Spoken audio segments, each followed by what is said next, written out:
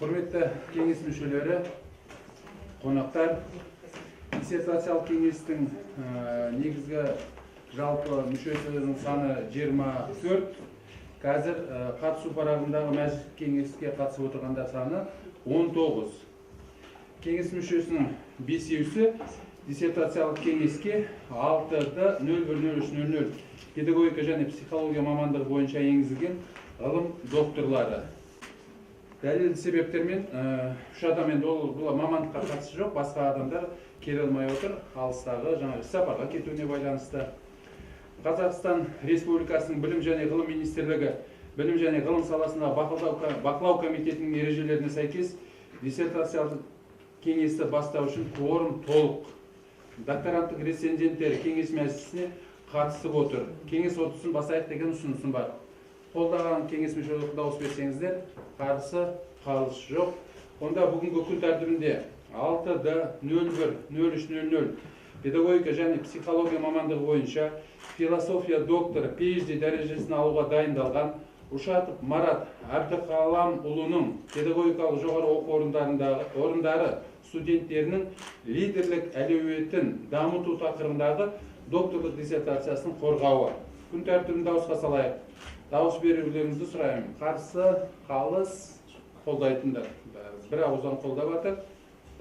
Құрметті кеңес мүшелері, диссертациялық кеңес, олай болса кеңестің мәжілісін бастауға рұқсат етіңіздер. Ушатов Марат Әбдіқаламұлының диссертациялық жұмысының тақырыбы педагогикалық жоғары оқу орындары студенттердің лидерлік әлеуетін дамыту. Сіздердің қолдарыңызда диссертациялық жұмыстың аннотациясы және қорытындысы бар. Қарап танысуларыңызға болады. Диссертациялық жұмыс Абай атындағы Қазақ ұлттық педагогикалық университетінде орындалған. Ғылыми кеңесшілері Апсатова Марфуға Апсатқызы, педагогика ғылымдарының докторы, Абай атындағы Қазақ ұлттық педагогикалық университетінің профессоры, Фиген Ереш, PhD доктор, Гази университетінің профессоры, Түркия мемлекеті. Рецензенттер Баймолдаев Тұрсынбек Молдаханұлы, педагогика ғылымдарының докторы, профессор, біліктілігі арттырудың Қазақстандық өңіраралық орталығы жеке шаруашылық серіктестігінің құрылтайшысы. Баймұхамбетов Бағдат Мұхтарұлы, PhD доктор, Қожахмет Яссауи атындағы халықаралық Қазақ-Түрік университетінің аға оқытушысы. Рецензенттер екеуі де кеңес отырысына қатысып отыр. Сөз кезегі Ушатов Марат Әбдіқаламұлының диссертациялық іс қағаздарымен таныстыру үшін диссертациялық кеңестің ғалым хатшысы, педагогика ғылымдарының докторы, профессор Сағымбаева Айнұр Есенғазықызына беріледі. Құрметті кеңес мүшелері, Ушатов Марат Әбдіқаламұлы 1989 жылы 5 тамызда туылған ұлт қазақ. 2010 жылы Абай атындағы Қазақ ұлттық педагогикалық университетінің құқық және экономика негіздері мамандығы бойынша бітірген. 2012 жылы Абай атындағы Қазақ ұлттық педагогикалық университетінің магистратурасын 6-Е-01-14-00 тарих мамандығы бойынша аяқтаған. 2016 жылы Абай атындағы Қазақ ұлттық педагогикалық университетінің педагогика және психология кафедрасында 6-Д-01-03-00 педагогика және психология мамандығы бойынша докторантураны бітірген. Еңбек жолы 2012-13 жылдар аралығында Алтынсарин атындағы ұлттық білім беру академиясының баспа орталығында маман координатор болып қызмет істеген. Отбасылық жағдайы үйленбеген. Сонымен қатар диссертациялық іс қағазында ғылыми еңбектердің тізімі және олардың көшірмелері бар. Зерттеу жұмысы бойынша 13 ғылыми әдістемелік еңбектер бар.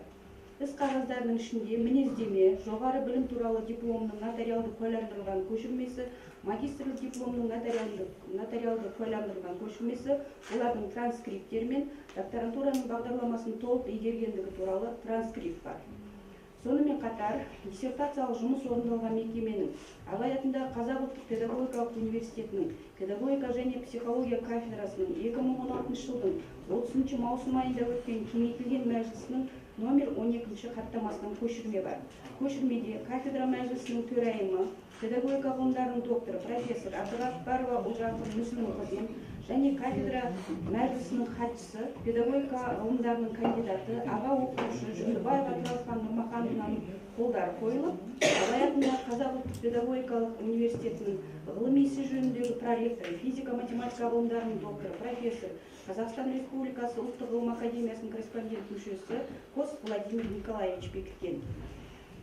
Диссертациялық зерттеу тақырыбы Абай атындағы Қазақ ұлттық педагогикалық университетінің ғылыми кеңес мәжілісінің 2013 жылғы қазан айының 29-ында номер 2 хаттама шешімімен бекітілген. Сонымен қатар іс қағазында диссертациялық жұмысты Абай атындағы Қазақ ұлттық педагогикалық университетінің кітапханасына өткізгендігі туралы анықтама бар. Ұлттық ғылыми техникалық ақпарат орталығының диссертация қорымен сәйкестігі айқындалмағандығы туралы анықтама, плагиатқа тексеру, диссертациялық жұмысының 3 тілдегі қысқаша аннотациясы, отандық және шетелдік ғылыми кеңесшілері, педагогика ғылымдарының докторы профессор Апсатова Марфуға Апсатқызының және Гази университетінің профессоры PhD докторы Фиген Ерештің пікірлері бар. Сонымен қатар рецензенттер педагогика ғылымдарының докторы профессор Баймолдаев Тұрсынбек Молдаханович пен PhD доктор Баймұхамбетов Бағдат Мұхтаровичтің пікірлері бар. Барлық құжаттар Қазақстан Республикасы Білім және Ғылым Министрлігінің Білім және Ғылым саласын бақылау комитетінің талаптарына сай рәсімделген. Рахмет. Докторанттыңыз қағаздары туралы қамқатшылық сұрақтарыңыз бар ма? Жоқ. Онда диссертацияның негізгі мазмұнын баяндау үшін сөз кезегі докторант Ушат Марат Әбдіқаламұлына беріледі. Қанша уақыт жеткілікті? 15 минут.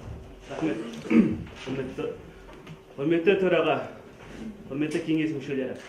Қазақстан Республикасының 2007 жылғы бекітілген білім туралы заңында оқу орындары белсенді азаматтық ұстанымы бар жеке адамды тәрбиелеу, республиканың қоғамдық саяси ұстанымы бар және мәдени өміріне қатысу қажет, жеке адамның өз құқықтары мен міндеттеріне саналы көзқарасын қалыптастыру қажет деп айтылады. Ал Қазақстан Республикасының білім заңында 2011-2020 жылғы білім стратегиясында жаңа форматыдағы мұғалімдердің жаңа санда жеке тиісті біліктілікке қалыптастыру, еңбек нарығының сұранысына сәйкес келетін азаматтардың кәсіби қызмет жолында және өсуіне ықпал ететін адами сапаларын қамту қажеттелінген.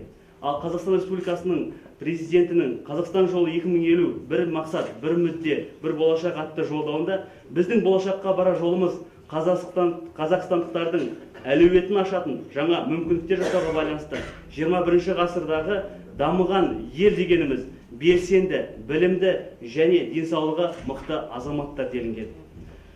Ал Қазақстан 2050 стратегиясында қалыптасқан мемлекеттің жаңа саяси бағыт атты елбасы жолдауында мемлекеттің міндеттемесі азаматтарға олардың іскерлік белсенділігін жүзеге арттыруға барынша мүмкіндік беру деп атап көрсетіледі.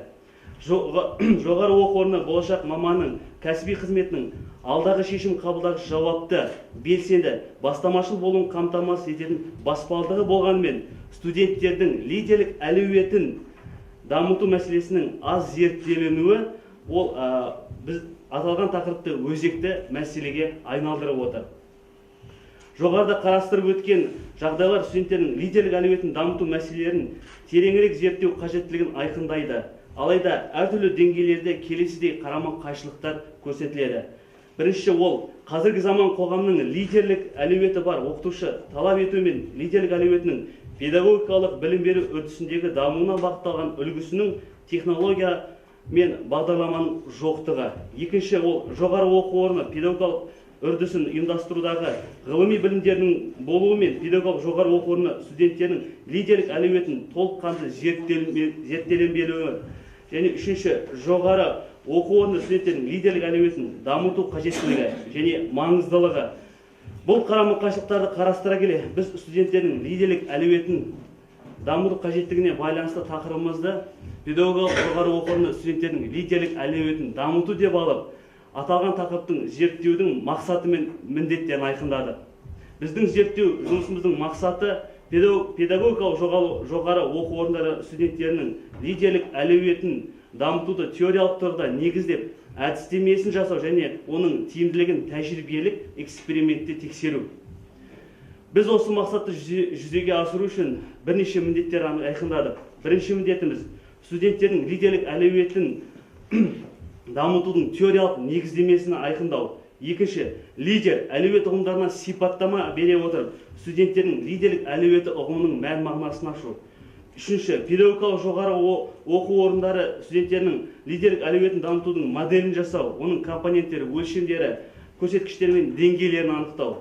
Төртінші, педагогикалық жоғары оқу орындары студенттерінің лидерлік әлеуетін дамытудың әдістемесін жасап, оның тиімділігін эксперимент арқылы тексеру және ғылыми тәжірибелік ұсыныстар беру болып табылады. Құрметті кеңес мүшелері, қолдарыңызда аннотацияда зерттеудің ғылыми аппараты толықтай берілгендіктен, оған толық тоқталмай мазмұнына тікелей көшсек деймін.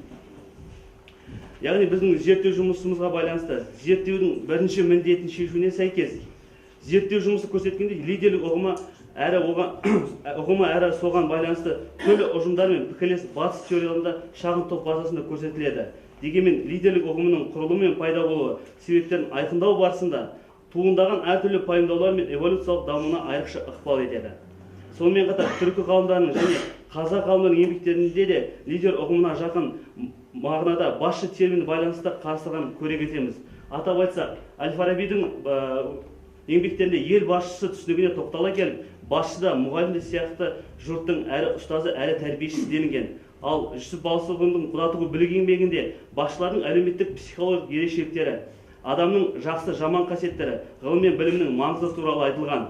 Ал Абай Құнанбаевтың 39 қара сөзінде осы кезеңдегі қазіргі қара сөзінде ол заманда ел басы, топ басы деген кісілер болады деп атап көрсетілген.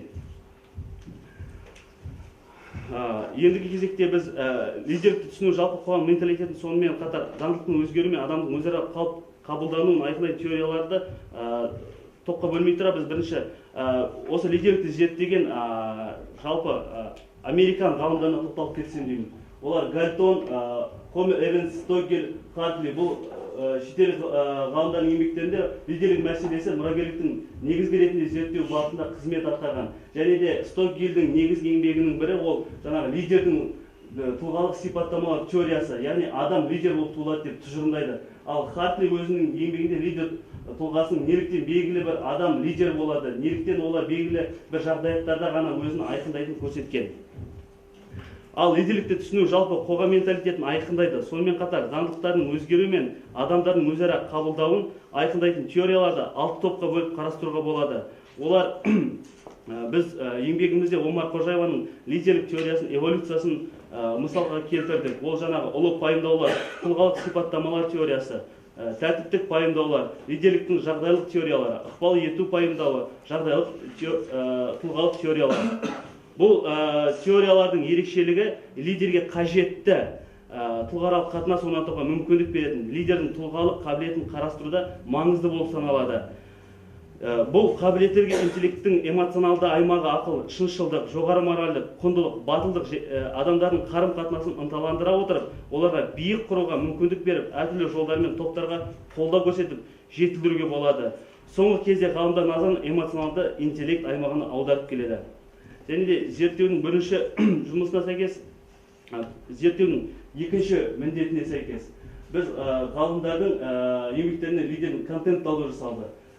Лидер және лидерлік ұғымынан біз 30 шақты ғалымның еңбегіне контент жасай келе, біз бұл жерде мысалға айтып кетсек, Ушаковтың еңбегінде түсіндірмесінде белгілі лидер дегеніміз, лидерлік мәні, белгілі қоғамдастықтың мүдделерін қанағаттандыруға бағытталған ортақ істе біріктіру мақсатына басқаларға ықпал ете алады. Және де Поповтың еңбегінде ол лидерліктің мәні бұл тиімді басқарудың маңызды компоненті деп көрсетілген. Және де бұл жерде біздің қазақ зерттеулерінде Жақыпованың еңбегінде лидер деген ұғымға мақсатқа жетуге бағытталған командалық жұмыстың ажырамас компоненті адами қарым-қатынастың ең тиімді түрі деп көрсетілген.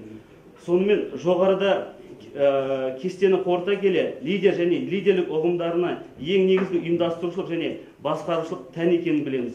Осы ұғымдар жоғары мақсаттар қойып, оған жетуге ұмтылу, шынайылық пен өзіне деген сенімділік лидердің заманауи қоғамдағы мән ерекшеліктейтін сипаты болып табылады.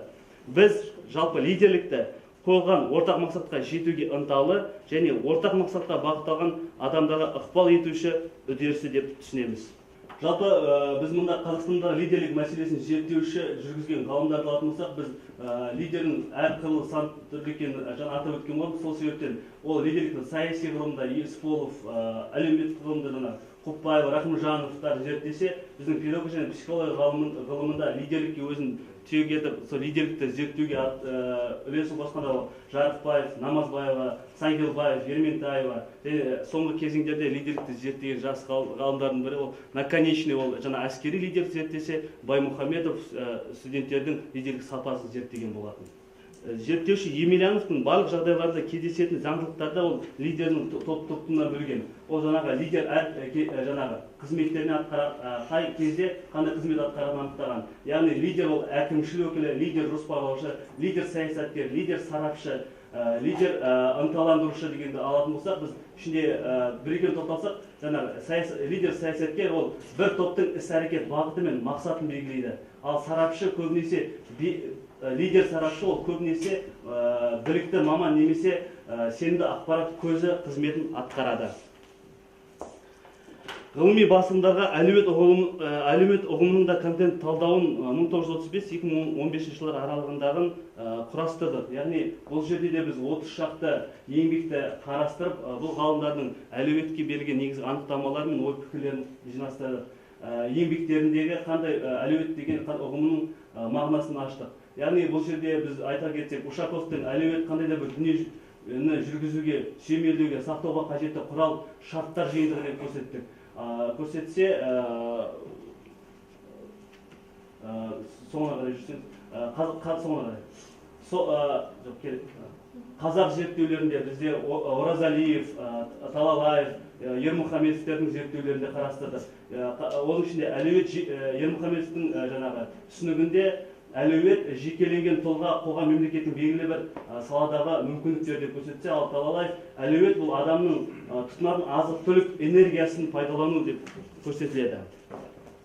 Бұл құрастырған контент талдаудың нәтижесінде әлеует түсінігі ғалымның түрлі салаларында және түрлі мағынада пайдаланатынын байқадық. Атап айтсақ, философиялық, психологиялық, экономикалық, педагогикалық тұрғыларда ғалымдар қарастырған.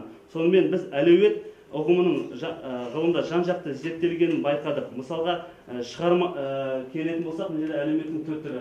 Мысалы, біз атап айтсақ, тәрбиелік әлеует, шығармашылық әлеует, лидерлік әлеует, мұғалім әлеуеті, зияткерлік әлеует. Осындай әлеуеттің түрлеріне келетін болсақ, негізі біздің зерттеген тақырыбымызға сәйкес лидерлік әлеуетті ол негізгі зерттеген ғалымдардың бірі Юнова. Ал қазақ болашақ мұғалімдерінің әлеуетін зерттеген Тұрғынбаев, Алтайын айтсақ болады. Және педагогтардың кәсіби педагогикалық әлеуетін Ержанованы зерттеген жұмыстарын айта кетсек болады.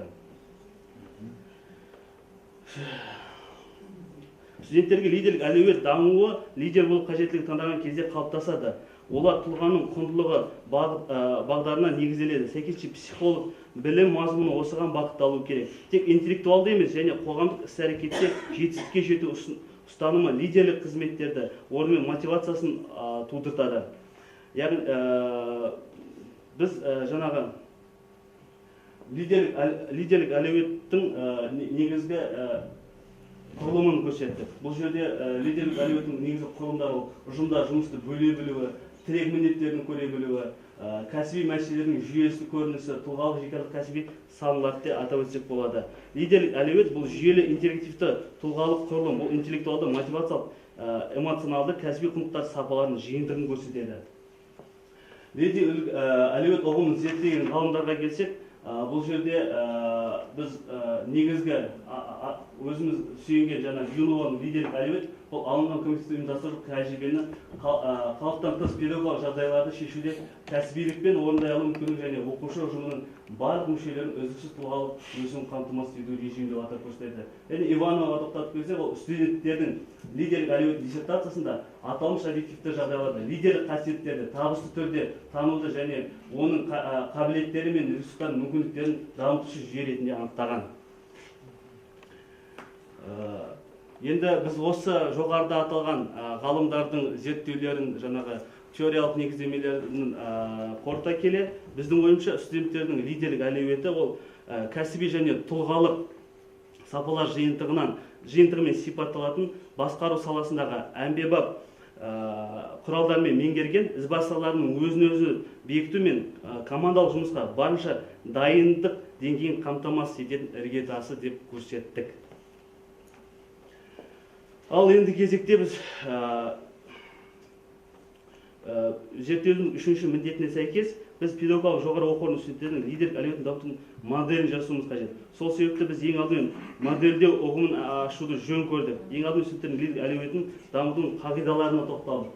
Яғни студенттердің жаңағы лидерлік әлеуетін дамыту қағидалары жүйелік қағидасы, конструктивті қағидасы, өзін-өзін жүзеге асыру мен рефлексия қағидасын алдық.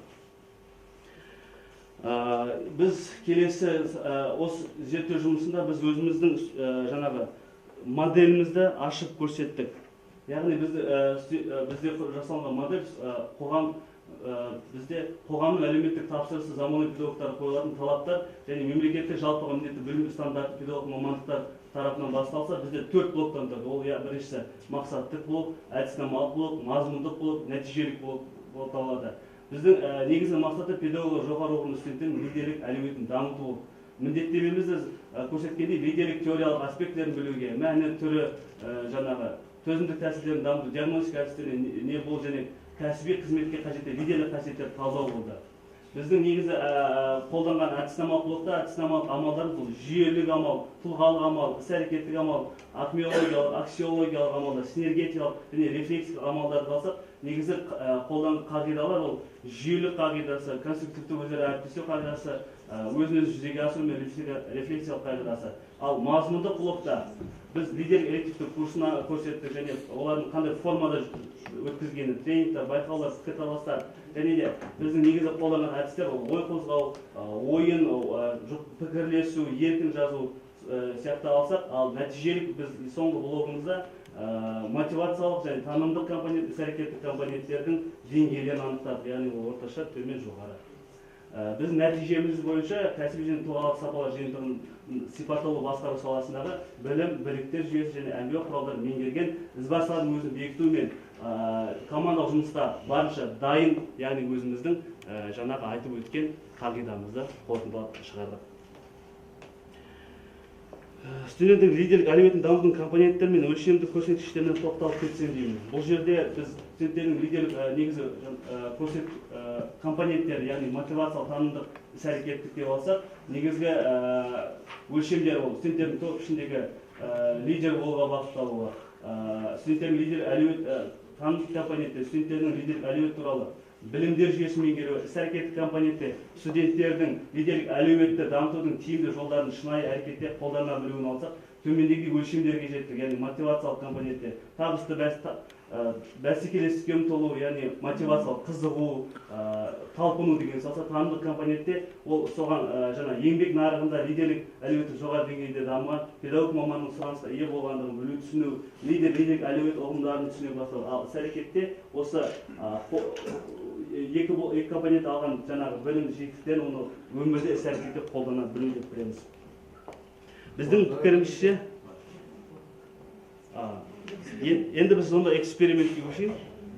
Біздің зерттеуіміздің 4-ші міндетіне сәйкес біз педагогикалық жоғары оқу орындарының студенттердің жаңағы зерттеу бағдарламасын жасадық. Бұл бағдарламада біз педагогикалық мақсатты жаңа педагогикалық жоғары оқу орнының студенттердің лидерлік әлеуетін дамыту мақсатын алып, эксперименттік болжам, диагностикалау және күтілетін нәтижелер бағалау критерийлерін анықталады. Студенттердің лидерлік әлеуетінің бастапқы деңгейін анықтау мәселесі жаңа диагностикалық құралдардың кезінде біз негізі қолданған Жарик пен Крушельскийдің лидерлік қабілетті диагностикалау тестін алдық. Мына жерде басқа да Фетийский, Казалов-Наиловтың тұлғаның дамуын әлеуметтік психологиялық диагностикалау, Шлактың құндылықты өлшеулері көрсетілген. Негізінде біз авторлық лидер деген кім, шынайы лидердің сипаттамасы атты көрсетілген. Негізі бұл келесі. Тестілерді біз бұл жаңағы анықтаушы тестілерімізде барлық бізде эксперименттік топ ретінде және арнайы топ ретінде бізде педагогика және осы Абай атындағы Қазақ ұлттық педагогика университетінің педагогика және психология мамандығының 1-ші және 3-ші курс студенттері қатысқан болатын. Осы біздің жаңағы Жарик пен Крушельскийдің лидер қабілет диагностикалау тестісінде мысал ретінде айта көрсек, біз жаңа 50 сұрақ беріледі, 50 сұрақтың немесе жоқ деп тез арада жауап беру керек болатын. Яғни ол біздің студенттердің қандай деңгейін лидерлік әлеуетін қандай деңгейін анықтауда. Егер де 25 балдан төмен болса, ол студенттің лидерлік әлеуеті төмен. 25 бал мен 36 бал арасында болса, орташа, 36 бал мен жоғары 40 балды арасында болса, ол лидерлік әлеуеті дамыған азаматтар қатарына жатса, ал 40 балдан жоғары болса, ол лидерлік әлеуеті жоғары, ол жерде диктаторлық әлеуеті одан бар екені көрсетіледі. Біз жаңағы көрсеткіш бойынша бірінші курс студенттері арасында пайыздық көрсеткіштерде жаңағы лидерлік әлеуеті жоғары сандар өте төмен, жоғары әлеуеті жоғарылар 7% болса, орташасы 62 болды, қалған төмен болып қалды. Ал үшінші курс студенттерін алсақ, біз лидерлік әлеуеті жоғары 7% болса, орташа 62, қалғаны төмен болып қалды. Келесі. Зерттеу жұмысының анықтаушы экспериментінде біз түрлі жаңағы айтып өттім. Лидерлікті өзін баптау мақсатында біз бұл студенттерді енді лидерлік әлеуетін дамыту үшін біз лидерлік элективті курс бағдарламасын ұстап, лидерлік элективті курс жүргіздік. Ол жаңа педагогика психология факультетінде бірінші курс студенттеріне арналған болатын. Ол және кафедраның бекітілуімен жұмыс атқарылды. Келесі. Элективті курстың жаңағы сабақтарын пікірталас, студенттер ойын жаңағы осындай формаларда ұйымдастырылды. Келесі.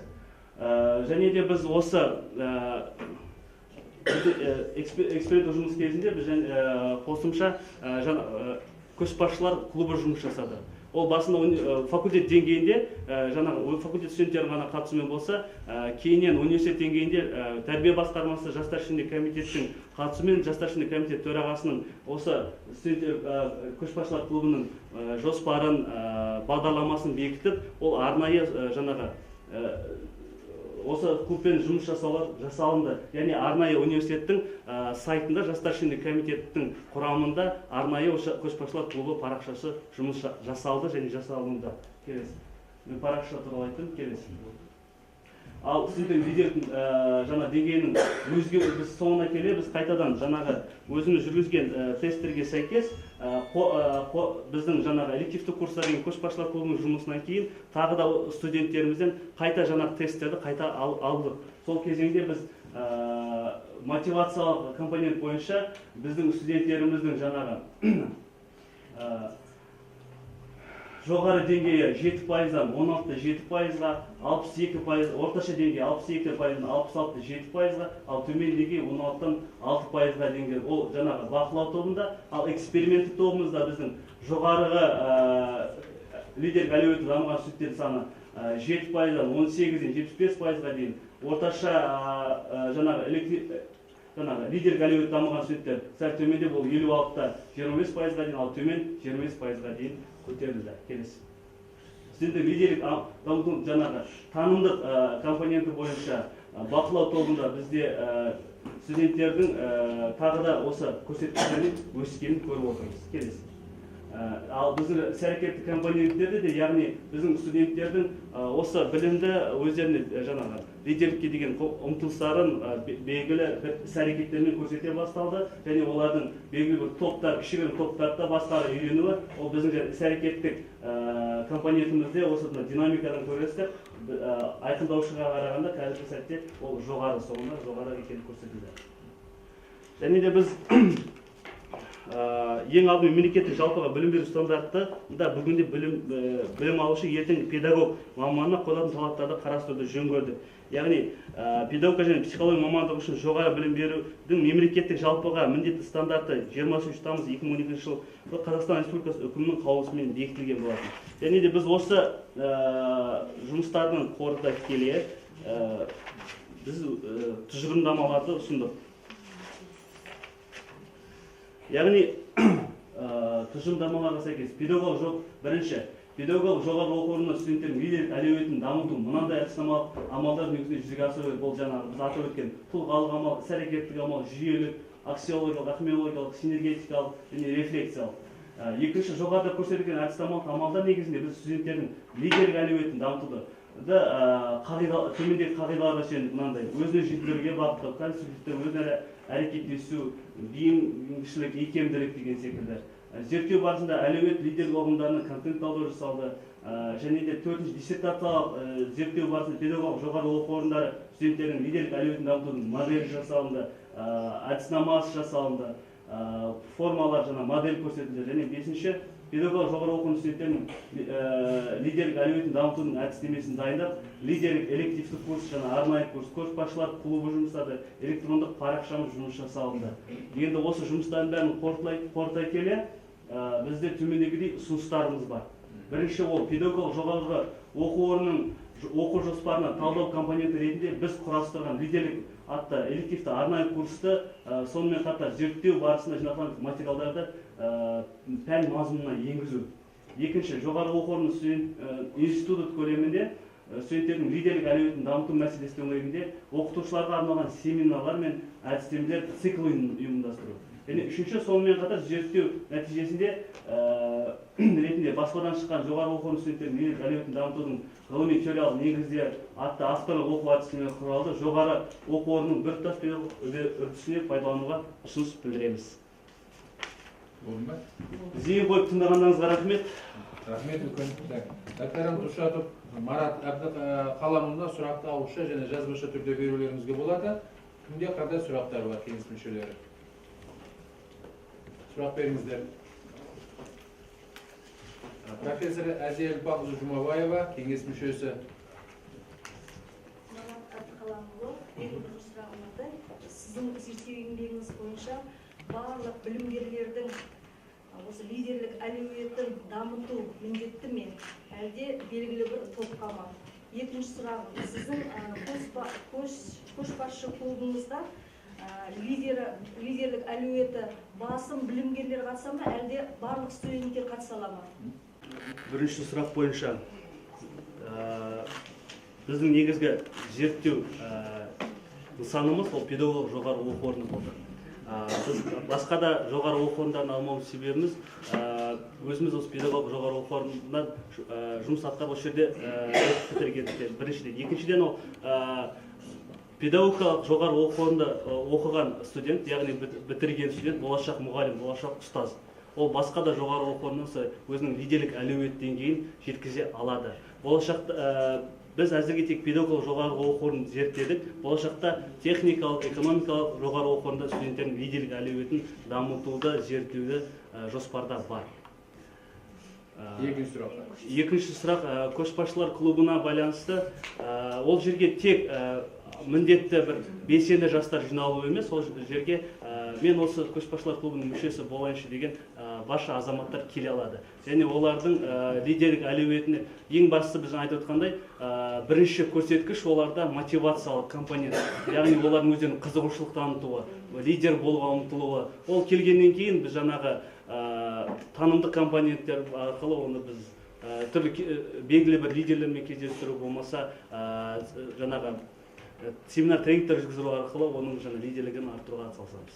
Рахмет. Әзелбай қанағаттанасыз ба? Профессор Женбаева Сарана Рашбайқызы, кеңес мүшесі.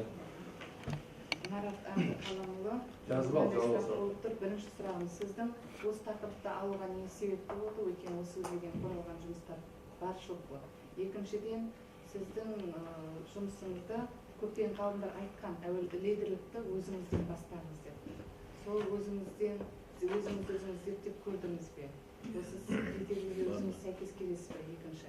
Үшінші, зерттеу жұмысыңызда Назарбаев университетінің бағдарламаларын келтіріпсіз. Лидерлік мамандық дайындау туралы. Солардың іс тәжірибесімен танысып, олардың оқу процесіндегі осы лидерлікке дайындаудың қандай ерекшелігі бар? Және өзіңіздің жұмысыңызбен қалай байланыстырасыз? Сұрағыңызға рахмет. Бірінші сұрақ бойынша бастаймын. Не себепті осы міндетті лидерлікті зерттеу, лидерлік әлеует зерттеу. Ең басты себеп мен өзімнен бастадым. Жаңа сіз екінші сұрағыңызға байланысты жауап берейін. Мен осы университетке студент болып түскенде бастап, бірінші мен осы университетте жүрген жас көшбасшыларға, жас белсенді, жас лидерлерге еліктедім. Және солар секілді болғым келді.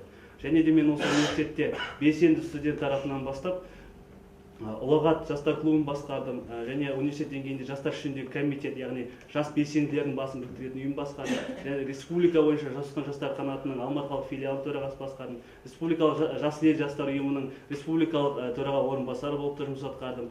Қазақстан студенттер альянсының Алматы қалалық филиалының басшысы да болып та жұмыс атқардым. Яғни бұлардың бәрі неформальный лидер, оларға ешкім айлық бермейді.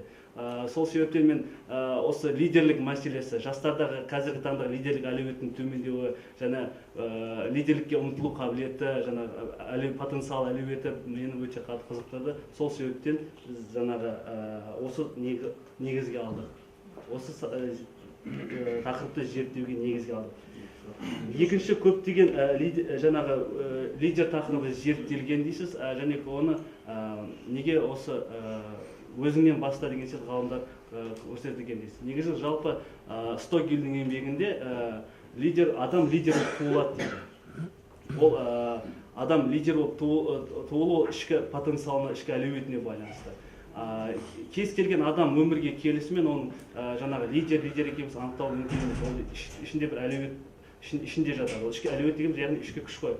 Сосын оны дамыту керек. Ал лидер болықты жаңағы өзінен баста дегені ол әрбір ол ішінде потенциал әлеуеті бар адам ғана болашақта лидер бола алады. Себебі кез келген бізде жаңағы лидерді қалыптастыру емес қой. Біздің тақырыбымыз өте лидерлік әлеуетті дамыту. Яғни лидерлік әлеуетті қалыптастыру ол енді қиын істердің бірі. Уже жас студенттің бойындағы әлеуетті дамыту ол біздің ойымызша мүмкін деп ойлаймыз. Және де өте қызықты сұрақ, біздің жаңағы жұмысымызда үшінші сұрағыңызға байланысты жауап берсем, біздің зерттеу еңбегімізде Назарбаев университетіндегі білім берудегі лидер атты мамандықтың ашылуына байланысты. Ол Қазақстанда жаңадан ашылған жаңа мамандық. Ол жерде 3 бағытта жаңағы білім береді. Ол жаңағы Leadership Students Programs бағдарламасы бойынша бірінші ол School Education, яғни мектептегі білім. Екіншісі Higher Education, ол жоғары оқу орны университеттегі білім. Және үшіншісі Inclusive Education. Ол жаңағы инклюзивті оқытуға керекті азаматтарды жетілдіру мақсатында.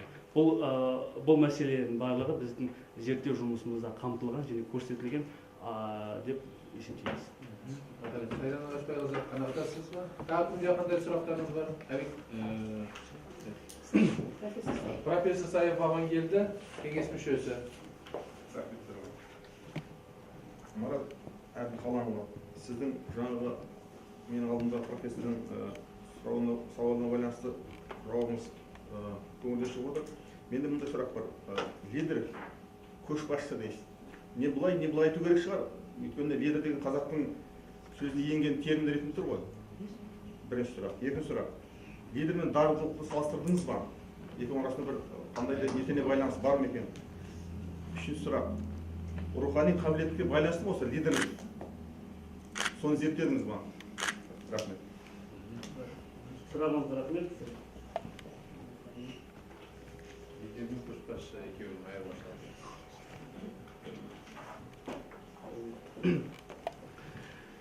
Сұрағыңызға рахмет.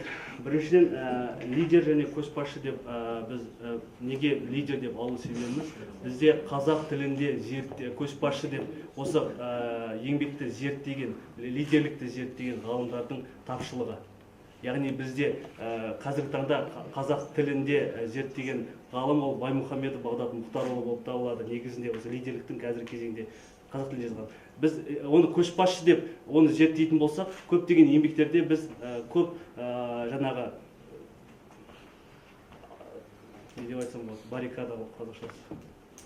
Көп кедергілер келеді. Себебі оны біз іздеген кезде лидер деп іздесек, біз бұрыннан ертеде жаңа 19 ғасырдан басында зерттей бастады ғой лидерлікті. Солардың барлығына біз жаңа көп кездесеміз. Сол себептен біз негізгі барлығына түсінікті болу үшін де, екіншіден біздің еңбегіміздің жаңағы теориялық негізін ашып көрсету мақсатында біз лидер деп алдық.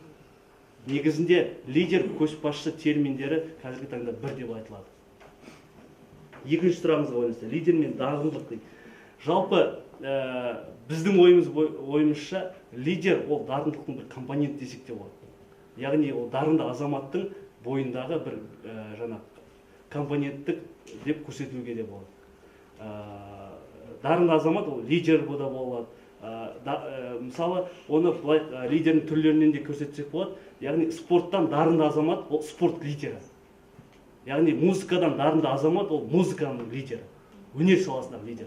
Сол жақтан біз компонент деп көрсетуге негізгі білдіре аламыз.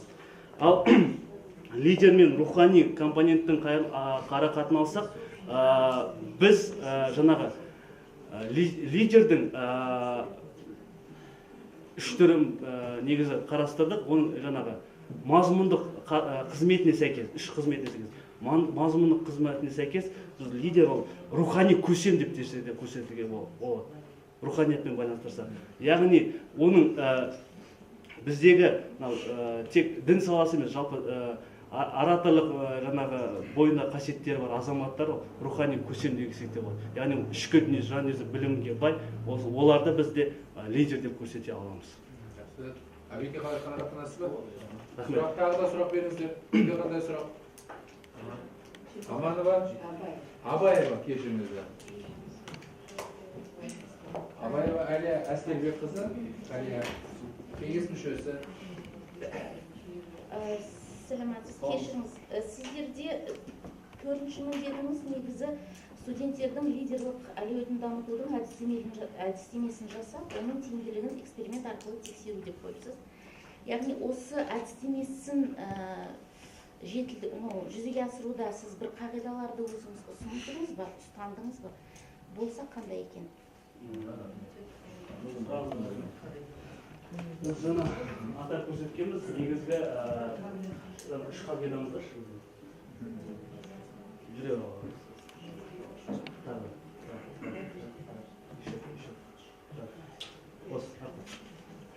біз жаңағы эксперименттік жұмыс барысында негізгі тоқталған қағидаларымыз жүйелілік қағидасы, конструктивтік өзара әрекеттесу қағидасы және өзін жүзеге асыру рефлексиясы қағидасын.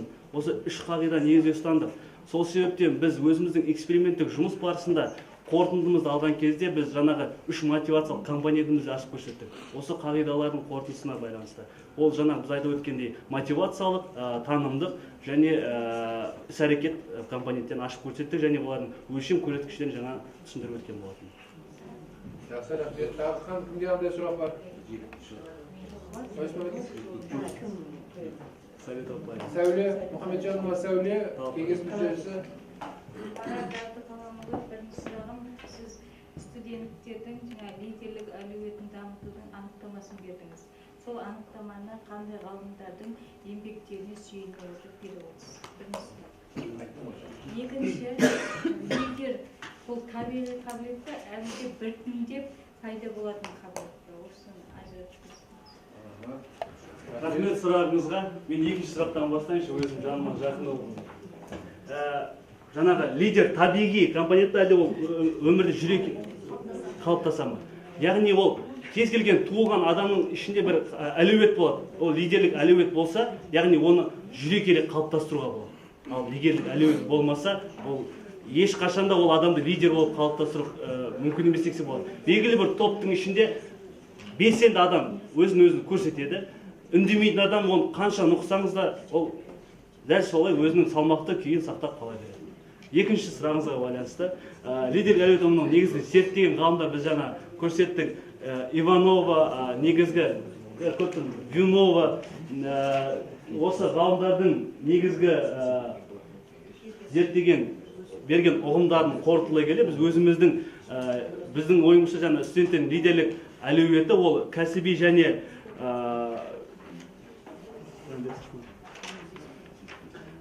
және тұлғалық сапалар жиынтығын сипатталатын басқару саласындағы білім, біліктілікті жүйесі мен әмбебап құралдар меңгерген. Ізбасарлардың өзін бекіту мен командалық жұмысқа барынша дайын деңгейін қамтамасыз ететін іргетас деп көрсеткен болады. Сөйлеудің қанағаттанасыз ба? Терлембет Мұқан Атенұлы, профессор, кеңес мүшесі. Осы лидерлердің психофизиологиялық ерекшеліктерін зерттедіңдер ме? Психофизиологиялық ерекшеліктер. Бұл тұлғалық қасиет жетеді ғой, сондықтан. Қарастырдыңыз ба дейсіз? Қарастырыңыз ба. Психофизиологиялық ерекшеліктер бола ма? Басқалардан. тұлғалық қандай ерекшеліктер бар? Сұрағыңызға рахмет. Бұл сәтте біз лидерлік әлеуетті зерттеген жаңа сіз тұлғалық қасиетін жатқызған біз бұл жерде негізінде жұмысымызда атап былай ашып көрсетілмеді. Дегенмен біз оның негізгі психофизиологиялық тұлғасы ол лидер, жаңағы физикалық жағынан жақсы эрудированный, ол құлшынысы тән және мотивированный, мотивация тән бойында қасиеттер бар азаматтар. Рахмет. Тағы да сұрақтарыңыз бар ма? Камалбек? Ербекович. Кеңес мүшесі.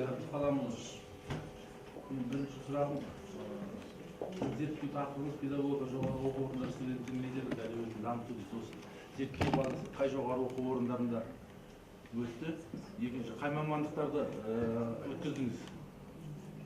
Рахмет. Үшінші сұрақ, тек бір ғана қазақша жұмыс қорғалған, ол Баймұхамбет, сіздің жұмысыңыздың Баймұхамбеттің жұмысының айырмашылығы не, әлде соның жалғасы ма? Рахмет. Біріншіден, негізгі бізде зерттеу базасы ретінде, педагогикалық вуз ретінде өзіміз жаңағы диссертациялық жұмысты жазу барысы Абай атындағы Қазақ ұлттық педагогикалық университетінің базасында атқарылды. Яғни және де екінші сұраққа байланысты бұл жерде педагогика және психология мамандығы негізгі студенттер қамтылды. Онымен қатар салыстыру мақсатында жаңағы бастауыш оқыту әдістемесі мамандығы секілді бізде педагогика саласына мамандықтар қатысқан болады.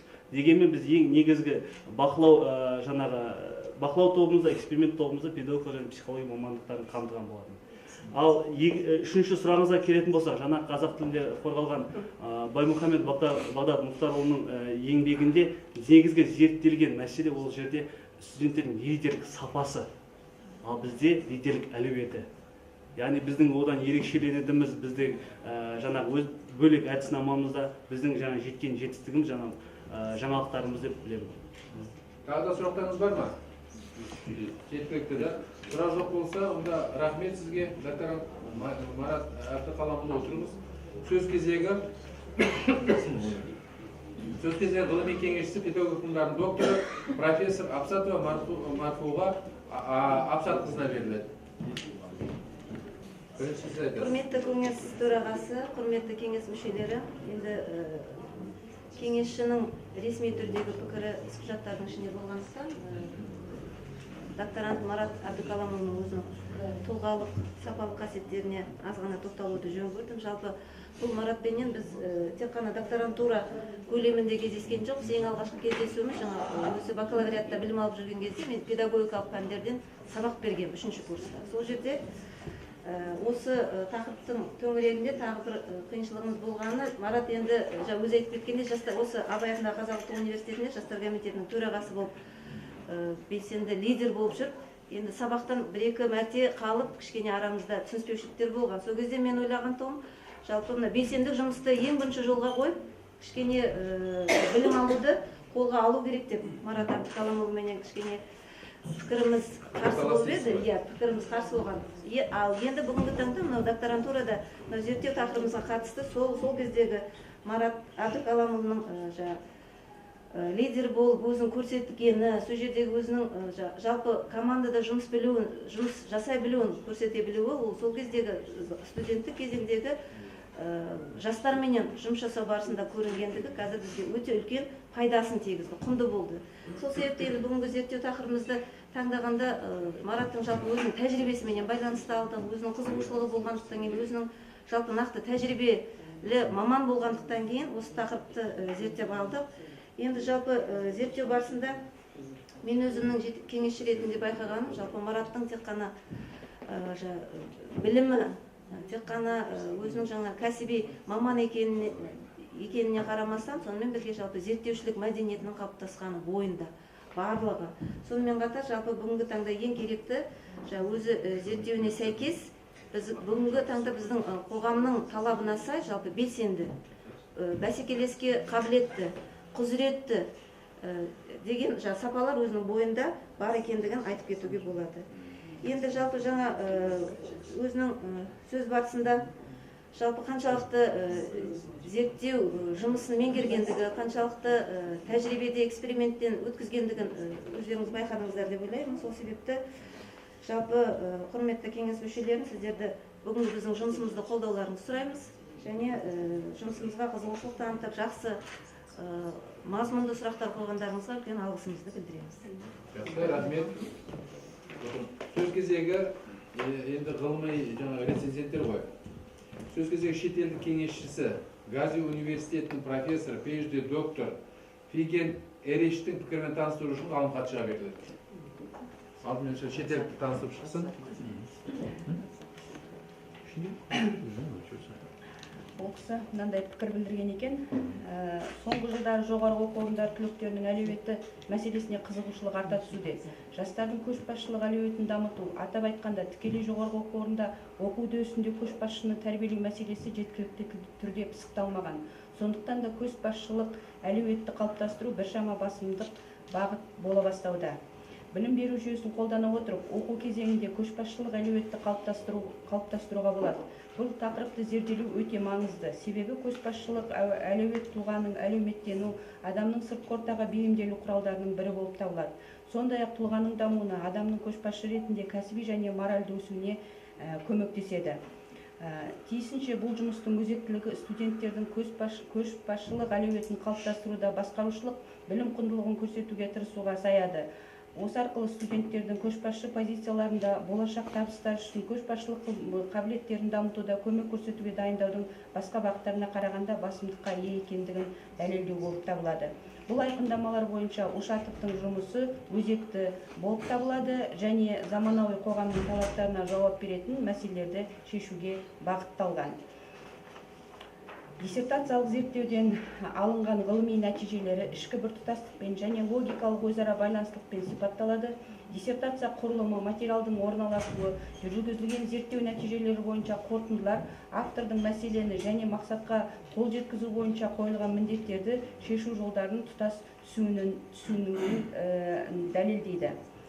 Осы диссертацияда алынған нәтижелер теориялық және практикалық құндылыққа ие. Дәлелділік пен негізділік зерттеу көздерінің жеткілікті мазмұнды таңдауымен, нақты материалдың кең шеңберімен, зерттеудің негізделген әдістерін қолданумен және Абай атындағы Қазақ ұлттық педагогикалық университетінің докторанты дербес өзі өткізген тәжірибелік эксперименттік жұмыс нәтижелерімен дәлелденуі қамтамасыз етілді. Зерттеу барысында әзірленген элективті курс бағдарламасы көшбасшылар клубының жұмысымен Абай атындағы Қазақ ұлттық педагогикалық университетінің сайтындағы электронды парақшасы жұмысы студенттердің лидерлік әлеуетін дамытуға бағытталған нақты әзірлемелер болашақ мамандар үшін жоғарғы оқу орындары педагогикалық колледждер тәжірибелерінде пайдалануға болады. Диссертацияның негізгі қағидалары, нәтижелері, тұжырымдамалары мен қорытындысы, зерттеу мәселесінің шешімі, зерттеудің негізгі қағидалары ғылыми баяндама түрінде халықаралық және республикалық ғылыми-практикалық конференцияда Scopus компаниясының ақпараттық базасының деректер бойынша нөлдік емес импакт факторы бар халықаралық ғылыми журналдарда, білім және ғылым саласындағы бақылау комитеті ұсынған журналдарда, мектептердің әдістемелік кеңестерінде және баспасөз бетінде жарық көрген ғылыми мақалаларда, әдістемелік нұсқауларда көрініс тапқан. Сонымен жоғарыда айтылғандардың негізіне ұсынылып отырған ғылыми зерттеудің орындалу деңгейі, теориялық және практикалық маңыздылығының, ғылыми дәрежелерді беру ережелерінің талаптарына сәйкестігін негізге ала отырып, Ушатов Марат Әбдіқаламұлының педагогикалық жоғарғы оқу орындары студенттерінің лидерлік әлеуетін дамыту атты тақырыбындағы диссертациялық жұмысын қорғауға ұсынуға болады деп есептеймін. Шетелдік кеңесші, PhD доктор, профессор Фиген Эреш. Нотариалды қазақ тіліне аударылған, бекітілген. Рахмет үлкен. Енді докторлық диссертация орындалған мекеменің қорытындысымен таныстыру үшін сөз кезегі қайтадан ғалым хат шыға беріледі. Құрметті кеңес мүшелері, хаттаманы толық оқымай-ақ тек қорытындымен таныстыруға рұқсат етіңіздер. Диссертациялық жұмыс орындаған мекеменің Абай атындағы Қазақ ұлттық педагогикалық университетінің педагогика және психология кафедрасының 2016 жылдың 30 маусым айында өткен кеңейтілген мәжілісінің номер 12 хаттамасынан көшірмесі бар. көшірмеде кафедра мәжілісінің төрайымы, педагогика ғылымдарының докторы, профессор Әбдіғаппарова Ұлжарқан Мүслімқызының және кафедра мәжілісінің хатшысы, педагогика ғылымдарының кандидаты, аға оқытушы Жүндібаева Тұрархан Нұрмахановнаның қолдары қойылып, Абай атындағы Қазақ ұлттық педагогикалық университетінің ғылыми істер жөніндегі проректоры, физика-математика ғылымдарының докторы, профессор, Қазақстан Республикасы ұлттық ғылым академиясының корреспондент мүшесі Кос Владимир Николаевичпен бекітілген көшірмеде былай берілген. Ушатов Марат Әбдіқаламұлы 6-01-03-00 педагогика және психология мамандығы бойынша философия докторы PhD дәрежесін алу үшін дайындалған педагогикалық жоғарғы оқу орындары студенттерінің лидерлік әлеуетін дамыту атты диссертациялық жұмысы аяқталған, дербес зерттеуге ие болғандықтан диссертациялық кеңесте жария түрде қорғауға ұсынылсын деп берілген. Рахмет үлкен. Сөз кезегі рецензент педагог ғылымдарының докторы, профессор Баймолдаев Тұрсынбек Молдаханұлына беріледі. Саламатсыздар. Бүгінгі қорғауға шақырған диссертациялық кеңестің төрағасы Кеңесбаев Серік Мұхтарұлы, қолдаған Ұлжарқан Мүслімқызы, ғылыми жетекші Абсатова ханымға, сізді ұйымдастырған мынау диссертациялық кеңестің мүшелеріне үлкен ризашылық көңілмен рахмет айтқым келеді. Диссертацияның жұмысына, болашақта диссертациялық кеңестің жұмысына сәттілік тілеймін. Абай атындағы ұлттық педагогикалық университет болғаннан кейін Абай атам біздің сөзінен бастағанымыз дұрыс шығар. Биік мансап, биік жартас, халықтай ұшып қыранда шығады, ерінбей жылжып жыланда шығады дейді.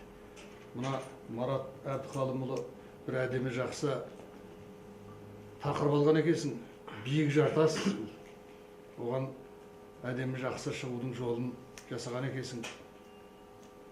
Сонымен қатар мұнда классикалық жазушымыз кезіндегі классикалық бір еңбегінде Бердібек Соқпақбаевтың менің атым Қожа дейтін шығармасында кинофильм болды кейін, барлықтарыңыз білесіздер. Қожа жақсы оқиды, бірақ ылғи да бірдеңеге ұрына береді. Ұрына береді, ең соңында мұғалімдердің жиналысына терезеден сығалап қарап тұрып, ағаш сынып топ етіп алдыға түседі. Тағы да жаза қолдану сұранады, мектептен шығарылсын дейді. Сол кезде оның мұғалімі қарт ұстаздың айтатын сөзі бар. Осы баланың біз шырағын жағалмадық ау дейді. Яғни кез келген лидер болып туған болсын, арғай оқыды, студент болып, оқуға келіп, болашақта мұғалім болам деген баланың өзі лидер ол. Ол басқа мамандықтан гөрі мұғалімдік болу, ол ана адамдарды тәрбиелеу, елдің алдына түсу, соның серкесі болу.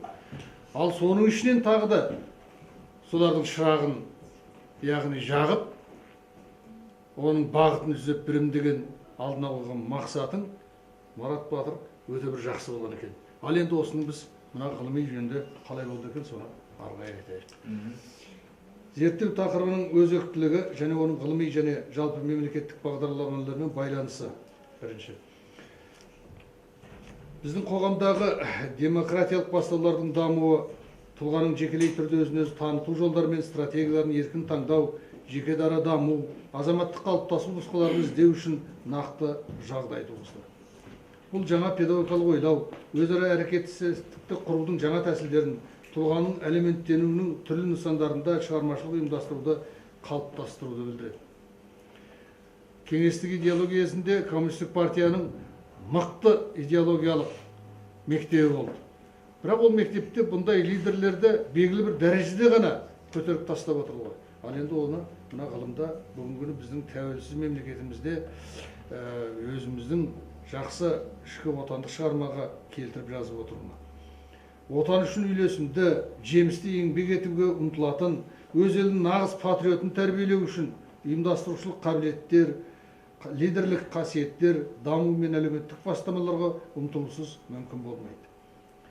Сонымен қатар белгілі бір қабілеттерге ие болу жеткіліксіз, оларды таныта білу, жағдайды сезіне білу, сәйкес келмейтін жағдайларды өзгерте білу, объективті факторларға бейімделе білу де қажет. Ерекше маңызды мәселе студенттің лидерлік әлеуетін ашуға түрлі жағдайларда оңтайлы түрде ұсыну болмақ. Лидерлік қабілеттер мен ұйымдастырушылық дағдылар адамдың белсенділігін, жеке қабілеттерін таныту тұрғысынан ғана емес, азаматтық патриоттық маңыздылық тұрғысынан да қалыптасатын іргетас болып табылады. Жұмыс берушілердің жоғарғы оқу орны түлектеріне қоятын ең маңызды талабы топта жұмыс істей білу, ұйымдастырушылық коммуникативтік қабілеттер мен дағдыларды меңгере білу. Анықталған талаптарды талдау заманауи еңбек нарығы өкілдерінің кәсіби даярлықтың жоғары деңгейімен қатар лидерлік әлеуетке де ие кадрларға сұранысының артуын көрсетеді. Бұл дегеніміз ізденуші Ушатов Марат Әбдіқаламұлының педагогикалық жоғары оқу орындары студенттерінің лидерлік әлеуетін дамыту тақырыбындағы зерттеу мәселесінің өзектілігін анықтайды. Екінші, ізденушінің диссертацияда тұжырымдалған әрбір нәтижесінің тұжырымдар мен қорытындылардың негізделуі және шынайылық дәрежесі.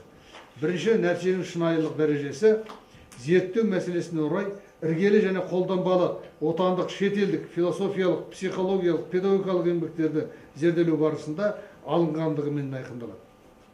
Оның шынайылығы зерттеушінің студенттердің лидерлік әлеуетін дамытуға бағытталған әдіснаманың біртұтастық, іс-әрекеттік, жүйелілік, акмеологиялық, аксиологиялық, синергетиялық тұғырларын тірек ете отырып, философия, психология мен педагогика ғылымдарының ғылыми қорындағы жетістіктер негізінде сипаттама берілуі арқылы дәлелденді. Екінші, ғылыми нәтиженің шынайылық дәрежесі отбасы мен мектеп ынтымақтастық жағдайында дарынды балалар тәрбиелеу мәселесін зерттеу аясында лидер әлеует ұғымдары қазіргі заманғы тұлғаға қойылатын әлеуметтік экономикалық талаптар аспектісіндегі сипатталуымен айқындалады. Ізденуші аталмыш ұғымдардың психология педагогикалық тұрғыда мәнін ашып, студенттердің лидерлік әлеуеті ұғымын нақтылаған. Үшінші, нәтиженің шынайылық дәрежесі педагогикалық жоғары оқу орындары студенттерінің лидерлік әлеуетін дамытудың моделінің жасалуымен дәлелденді. Модельде қарастырып отырған мәселе бойынша мотивациялық, мазмұндық және іс-әрекеттік компоненттері, көрсеткіштері, сондай-ақ студенттердің лидерлік әлеуетін дамытудың жоғары, орта, төмен деңгейлері анықталған.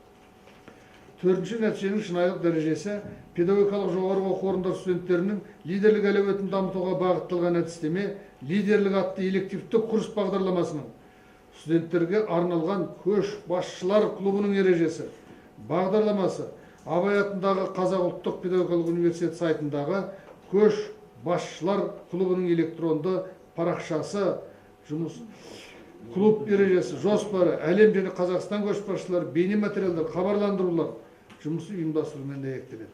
Педагогикалық жоғары оқу орындары студенттерінің лидерлік әлеуетін дамытуға ғылыми тұрғыда негізделген әдістеме жасалынып, тәжірибеде сынақтан өткен. Үшінші, ізденушінің диссертацияда тұжырымдалған әрбір ғылыми нәтижесі мен қорытындысының жаңалық дәрежесі. Диссертанттың зерттеу жұмысының шынайылығы педагогикалық жоғары оқу орындары студенттерінің лидерлік әлеуетін дамыту секілді күрделі әрі өзекті мәселені нәтижелі ету теориялық, әдіснамалық, әдістемелік тұрғыда алғаш рет зерттелініп отырғандығын атай келе, алынған әрбір ғылыми нәтиженің қорытындысына жаңалық тән деп санаймыз. Себебі лидерлік мәселесі бойынша зерттелген ғылыми жұмыстар болғанымен, педагогикалық жоғары оқу орындары студенттерінің лидерлік әлеуетін дамыту мәселесі отандық ғылымда әлі шешімін таппай отыр.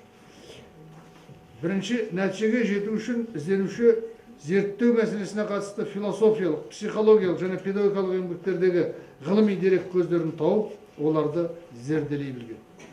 Ғылыми әдебиеттердегі зерттеу тақырыбына сай жинақталған мәліметтер сарапталып, педагогикалық жоғары оқу орындары студенттерінің лидерлік әлеуетін дамыту мәселесі теориялық тұрғыда негізделгендіктен жаңа болып табылады. Екінші, педагогикалық психологиялық ғылыми еңбектерді талдау барысында түйінді ойларды сараптамалық талдаудан өткізе отырып, лидер әлеует ұғымдары сипатталып, студенттердің лидерлік әлеуеті ұғымының мазмұны байытылып, нақтылануы екінші нәтиженің жаңалығына дәлел болады. Докторанттың зерттеу барысында теориялық тұрғыда педагогикалық жоғары оқу орындары студенттерінің лидерлік әлеуетін дамытудың мотивациялық, мазмұндық және іс-әрекеттік компоненттерден түзілген көрсеткіштер мен деңгейлер анықталған моделінің жасалуы үшінші нәтиженің жаңалығын көрсетеді. Диссертант педагогикалық жоғары оқу орны студенттерінің лидерлік әлеуетін дамытудың ғылыми негізделген әдістемесін жасалып, оның тәжірибесін енгізілуі жаңалық деп санаймыз. Ізденушінің алған нәтижелерінің тиісті өзекті мәселені теориялық немесе қолданбалы міндетті шешуге бағытталғандығы, зерттеу жұмысында келтірілген теориялық тұжырымдар мен қорытындылар, ғылыми әдістемелік ұсыныстар жоғарғы оқу орындарында, педагогикалық колледждерде және педагогикалық мамандардың біліктілігін жоғарылату институты тәжірибелерінде пайдалануға көмегін тигізеді. 5. Диссертанттың негізгі қағидасын, нәтижесін, тұжырымдары мен қорытындыларын жариялануын жеткілікті толықтығына растама.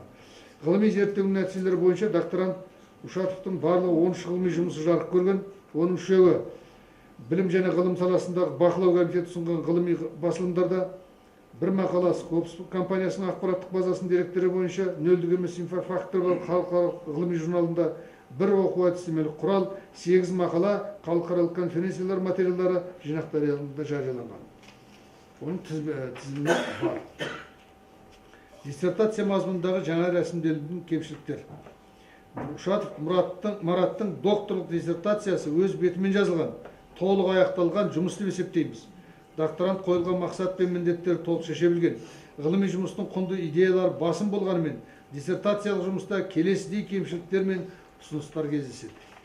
Диссертациялық жұмыстың 27-30 беттердегі 3-ші кестедегі ғалымдардың еңбектерінде лидерлік ұғымдарының контент талдауындағы шетелдік зерттеушілердің еңбектерімен қоса отандық ғалымдардың зерттеулеріне кеңінен тоқталса, контент талдаудың мазмұны кеңінен талдана түседі.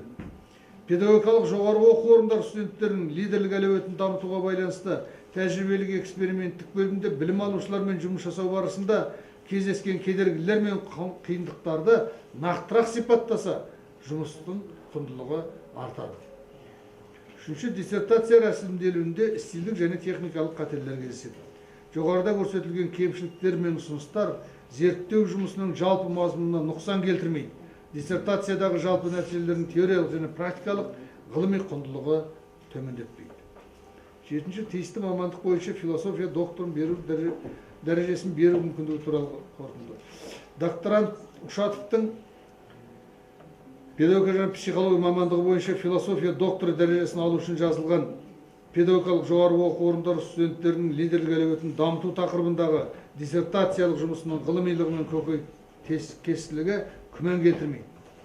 Диссертациялық жұмыс аяқталған, дербес орындалған ғылыми жұмыс деп танимыз. Сонымен жоғарыда айтылғандардың негізінде ұсынылып отырған ғылыми зерттеудің орындалу деңгейі, теориялық және практикалық маңыздылығы, білім және ғылым саласындағы бақылау комитетінің ғылыми дәрежелер беру тәртібі туралы ережелерінің талаптарына сәйкестігін негізге ала отырып, оның авторына Ушатов Марат Әбдіқаламұлына педагогика және психология мамандығы бойынша философия доктор дәрежесін беруге лайықты деп есептейді. Рахмет. Тұрсынбек Молдаханұлы, пікіріңізге пікірде көрсетілген ескертулерге жауап беру үшін сөз кезегі докторантқа беріледі. Рахмет. Құрметті Тұрсынбек Молдаханұлы, сіздің берген кемшіліктеріңізге рахмет. Біздің докторлық жұмысымызда терең әрі жан-жақты талдап, құнды сын пікірлеріңізбен бөліскеніңізге үлкен алғысымызды білдіреміз. Сонымен қатар, диссертациялық жұмыста сіз көрсеткен кемшіліктер бойынша, біз бірінші кемшілік бойынша, диссертациялық жұмыстағы жасалған контент талдауда бізге дейін зерттелген ғылыми еңбектерге сүйеніп, мүмкіндігінше отандық ғалымдардың зерттелін қамтуға тырыстық. Ал екінші кемшілік бойынша, тәжірибелік эксперименттік бөлімінде білім алушылармен жұмыс жасау барысында кездескен кедергілер мен қиындықтарды қарастыруға диссертациялық жұмыстың көлемін мүмкіндік бермеді. Ал яғни үшінші кемшілікпен біз келісеміз, диссертация рәсімінде кейбір кемшіліктер, қажеттер бар. Рахмет. Сөз кезегі рецензент, PhD доктор Баймұхамбетов Бағдат Мұхтарұлына беріледі. Саламатсыз ба, құрметті кеңес төрағасы, саламатсыздар ма, құрметті кеңес мүшелері, және көпшілік қауым. Рецензент ретінде сенім білдіріп шақырғандарыңызға алғысын білдіремін. Пікірді баяндап беруге рұқсат етіңіз.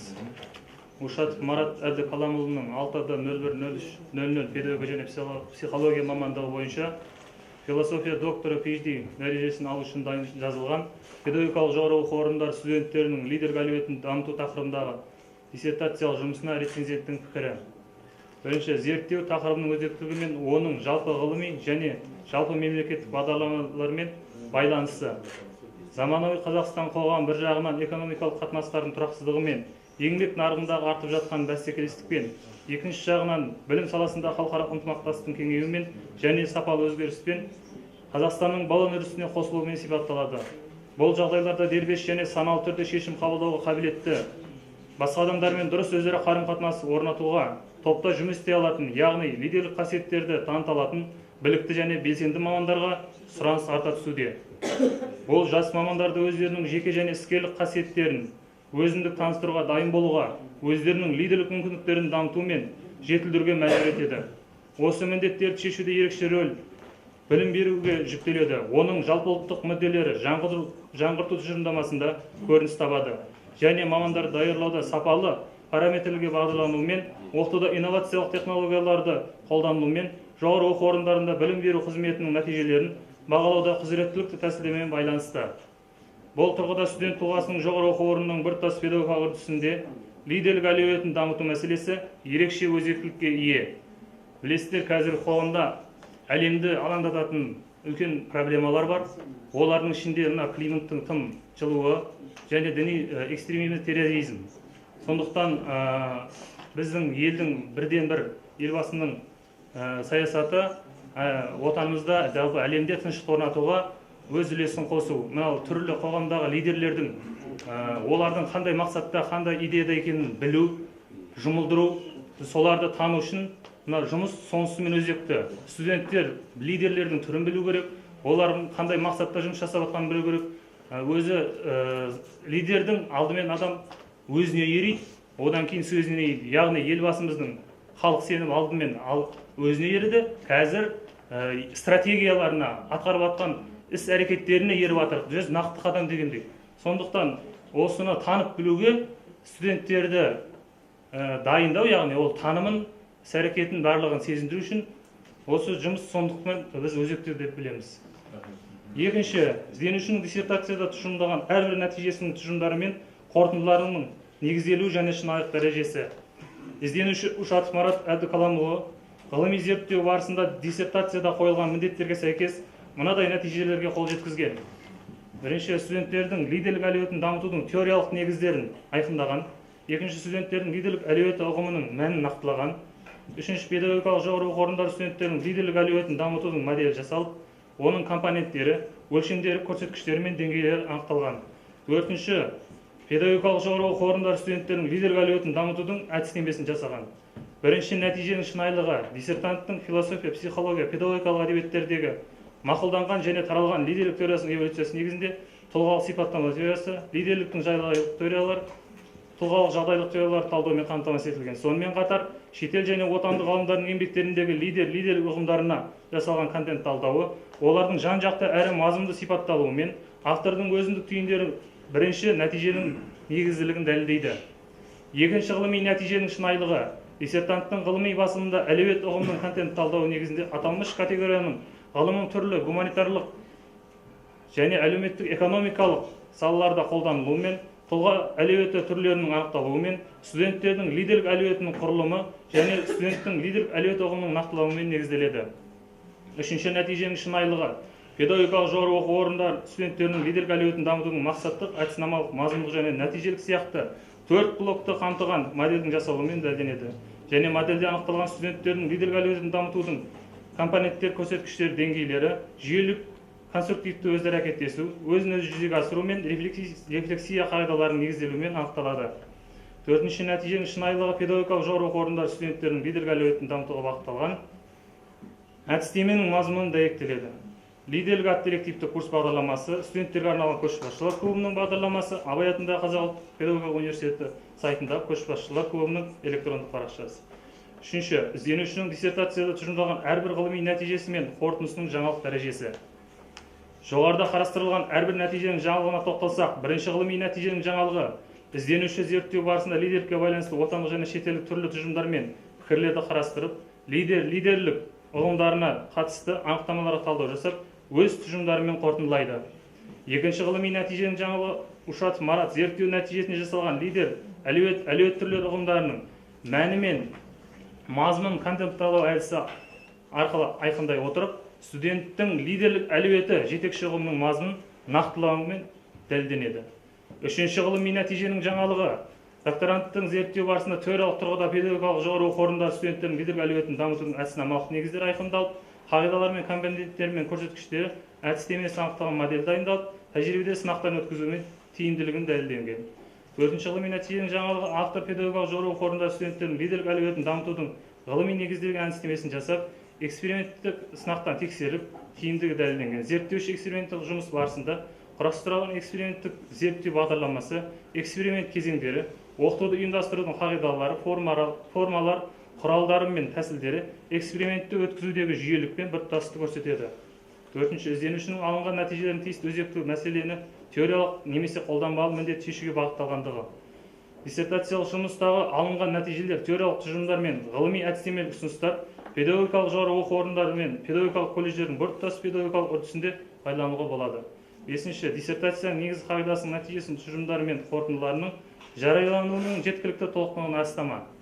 Диссертацияның негізгі қағидалары мен нәтижелері, тұжырымдары мен қорытындысы диссертанттың 13 ғылыми еңбегінде баяндалып, жинақтарда жарияланған. 6-шы, диссертация мазмұнында және рәсімделуінде кемшіліктер. Диссертациялық жұмыста жоғарыда аталған жетістіктермен қатар кейбір кемшіліктер кездеседі. 1-ші, диссертациялық жұмыстың бірдегі тарауышасында қарастырылған табысқа жету және сәтсіздіктен қашу уәждері бойынша студенттердің лидерлік әлеуетін дамытуда қозғаушы күш ретінде шынайы өмірден белгілі лидер тұлғалардың негізінде нақты мысал келтірсе, жұмыстың құндылығы арта түсер еді. 2-ші, ізденуші зерттеуде педагогикалық жоғары оқу орындарымен қатар басқа салада экономикалық, техникалық жоғары оқу орындары студенттердің лидерлік әлеуетін дамыту мәселесі бойынша салыстырмалы зерттеу жүргізіп, айырмашылығын анықтаса, аталмыш мәселенің құндылығы арта түсер еді. 3-ші кемшілік, диссертацияда орфографиялық қателер кездеседі. Көрсетілген кемшіліктер зерттеу жұмысының теориялық және практикалық ғылыми құндылығына нұқсан келтірмейді. 7. Тиісті мамандық бойынша философия докторы PhD дәрежесін беру мүмкіндігі туралы қорытынды. Сонымен, жоғарыда айтылғандардың негізінде ұсынылып отырған ғылыми зерттеудің орындалу деңгейі, Ушатов Марат Әбдікаламұлының педагогикалық жоғары оқу орындары студенттерінің лидерлік әлеуетін дамыту тақырыбындағы диссертациялық жұмысының теориялық және практикалық маңыздылығы, Қазақстан Республикасының білім және ғылым министрлігінің білім және ғылым саласындағы бақылау комитетінің ғылыми ережелер беру тәртібі туралы ережелерінің талаптарына сәйкестігін негізге ала отырып, оның авторына 6-01-03-00 педагогика және психология мамандығы бойынша философия докторы PhD дәрежесін беруге болады деп санаймын. Рахмет үлкен Бағдар Мұхтарұлы. Сіздерде берілген ескертулерге жауап беру үшін сөз диссертантқа беріледі. Рахмет. Құрметті Бағдар Мұхтарұлы, біздің докторлық жұмысымызды терең әрі жан-жақты талдап, құнды сын пікірлеріңізбен бөліскеніңізге үлкен алғысымызды білдіреміз. Сонымен қатар диссертациялық жұмыста сіз көрсеткен ескертпелер бойынша, бірінші ескертпе бойынша табысқа жету және сәтсіздіктен қашу уәждері, яғни мотивтері, студенттердің лидерлік әлеуетін дамытудағы қозғаушы күш ретінде біздің диссертациялық жұмыстың теориялық бөлімде қамтылмағандықтан біз нақты мысал келтіріп қамти алмадық. Екінші ескертпе бойынша педагогикалық жоғары оқу орны мен қатар басқа сала бойынша сіз айтқанда техникалық, энергетикалық, экономикалық жоғары оқу орындарының студенттердің лидерлік әлеуетін дамыту біздің зерттеуіміздің міндетінде қойылмағандықтан біз бұл аталмыш салаларды қарастыра алмадық. Біз оны болашақта қарастырамыз деген ойдамыз. Ал үшінші ескертпеңізбен толықтай келісеміз. Рахмет. Рахмет. Енді кезекте диссертациялық кеңестің мүшелері және осында отырғандардың қатысуымен пікір алмасуға көшеміз. Кімнің сөз алғысы келеді? Камалбек Бекубаев, Камалбек, кеңес мүшесі, педагогика ғылымдарының докторы, профессор. Камалбек, шығып сөйлеу? Құрметті төраға, құрметті кеңес мүшелері, құрметті қонақтар, бүгінгі зерттеліп жатқан тақырып, көбейгесі тақырыпқа арналған, өте жақсы жұмыстар жасалған. Жұмыс болғаннан кейін кемшіліксіз болмайды. Мен жалпы сөйлеушілер айтқаннан кейін бір-екі өз ескертпемді айтып кеткім келіп тұр. Оның бірінші мәселесі тақырып педагогикалық жоғары оқу орындарының студенттерінің лидерлік әлеуетін дамыту. Мен сұрақ қойдым. Қай педагогикалық жоғары оқу орындарында сіз эксперимент жүргіздіңіз? Ол кісі айтқаны, осы Абай атындағы ұлттық педагогика университетінің педагогика, психология және бастауыш мамандықтарын жүргіздім дейді. Неге тарих мамандығында білім бағытындағы 6D01 5В0114 сағат тарих саласы. Неге сол қазақ тілі әдебиеті мамандығында немесе математика мамандықтарында осы эксперимент жүргізілген. Математика мамандығын айтып отқан себебім педагог мамандықтардың ішіндегі тек бір мамандық ол логика дейді. Логикасы дамыған әрбір тұлға ол лидер болады. Сондықтан да келешекте бұл жұмыстарды қарау керек. Тағы бір айтқан мәселе, педагогикалық жоғары оқу орны болғаннан кейін біздің өкіметтің арнайы қаулысымен Таразда және Шымкентте педагогикалық институт ашылды. Халық тығыз орналасқан. Тығыз орналасқан жерде бәсеке мықты болады. Бәсеке мықты болған жерде лидерлер көп болады. Біздің болашағымыз ол жастарда. Ол жастар сол оңтүстік талапта, Қызылордада, Түркістанда, Шымкентте, Таразда лидерлік өз несін қалыптастырып келеді. Егер ол зерттеу жұмыстарды сол жақта жүргізетін болса, біздің Қазақстанымыздың болашағы ол бұлыңғыр болмайды. Қазір серпін бағдарламасы жүзеге асып жатыр. Солтүстікке жастарда барып жатырмыз. Лидер жастарда барып жатырмыз. Не үшін? Өйткені біздің жеріміздің тұтастығын сақтап қалуымыз керек. Лидер деген сөздің өзіне ол не білетін болсақ, не ол? Ұлттың басшысы, жастардың басшысы деген ұғымды береді. Сондықтан да жұмыстың мен жалпы мазмұнын көріп шықтым. Өте керемет нәрселер жасалынған. Жаңағы екінші сұрақты қойдым. Бағдаттың жұмысы бір керемет жасалған жұмыс, сапасын жасаған, оның жетекшісі керемет жұмыстар жүргізілген. Және екі докторанттың да жетекшілері шетелдік. Ол Газиде қызмет етеді. Мен Гази университетінде 2 жыл қатарынан тәжірибеден өттім. Ол педагогикалық университет. Ол жерде 80 мың студенті бар. Оның бір факультетінің өзінде 25 мың бала оқиды. Сондықтан да ол жерде лидерлікті ең мықты зерттейтін тақырып бар олардың лидерлік. Мен осы Бағдат зерттеп жүрген кезде айттым, сен неге лидер саласың? Өйткені мен зерттеу үшін Америкада соны зерттеп келген дейді. Екінші Европада сол лидерлік мәселе бойынша конференцияда үлкен мәселелерді қозғаған дейді. Сондықтан да бұл Гази университеті мен Абай атындағы ұлттық университетінің уағдаластығы бар, үлкен жұмыстар жүріп жатыр. Сондықтан да бұл жұмысты мен қолдаймын. Өз басым сіздерді қолдауға шақырамын. Лайық деп есептеймін. Рахмет. Тағы да сөйлемдеріңіздер бар ма? Мәке, Мұрат әбен, сіздер Мәке. Құрметті диссертациялық кеңес мүшелері, құрметті бүгінгі жиналған қауым, мен енді осы білім саласында қызмет атқарғаннан кейін қазір жалпы ғылыми ізденістер, жұмыстар, нақты экономикаға қажеттілігі туралы көп айтамын, және ол әрқайсысы нәтиже алып келу керек, экономикамызға пайдасы алып келу керек деп айтамыз. Соның ішінде көп кезеңде мынау гуманитарлық саладағы біздің жұмыстар туралы кейбірге сын айтылады, ұсыныстар айтылады. Мен де өзім осындай жұмыстарға сын көзбен қараймын, ұсыныстарын беремін. Бірақ осы жұмыс туралы айтатын болсам, енді бұл жұмыс басталғалы бері мен енді бейресми кеңесшісі болдым деп айтсам, мен қателеспеймін. Жалпы дәл осындай жұмыстар бізге керек екен мен айта аламын. Себебі қазір бізге өте қажет нәрсе, экономикамыз дамыту үшін бізге лидерлер керек. Мысалы, қазір бизнес саласын дамытуда қазір әрекеттер жасап жатырмыз. Ең үлкен проблема білімі бар, теориялық, бірақ соны іске асырамайды. Функционалдық сауаттылық керек. Мысалы, кез келген мамандық бойынша барлық студенттер лидерлік қасиет дегенді мен басқаша аударатын болсам, мынау іскерлік қасиет деп айтар едім. Мысалы, осы өте жақын қасиеттер, және алдағы уақытта қай сала болсын, техникалық сала болсын, гуманитарлық сала болсын, барлық салаларда бізге лидерлік қасиеттер керек. Біз енді Марат осы жұмыс жасаған кезде барлық жаңа ұсыныстарын тексеріп, салыстырып көрдік. Мысалы, серпін бағдарламасы туралы жақсы айттың. Шынымен де мен енді осы уақытқа дейін сол серпін бағдарламасының әлде де жетекшісімін. Жаңағы жастарды көшіру және барған кезде оқу орындарында көшіп барған жастар ең қажетті қасиет лидерлік қасиет екен.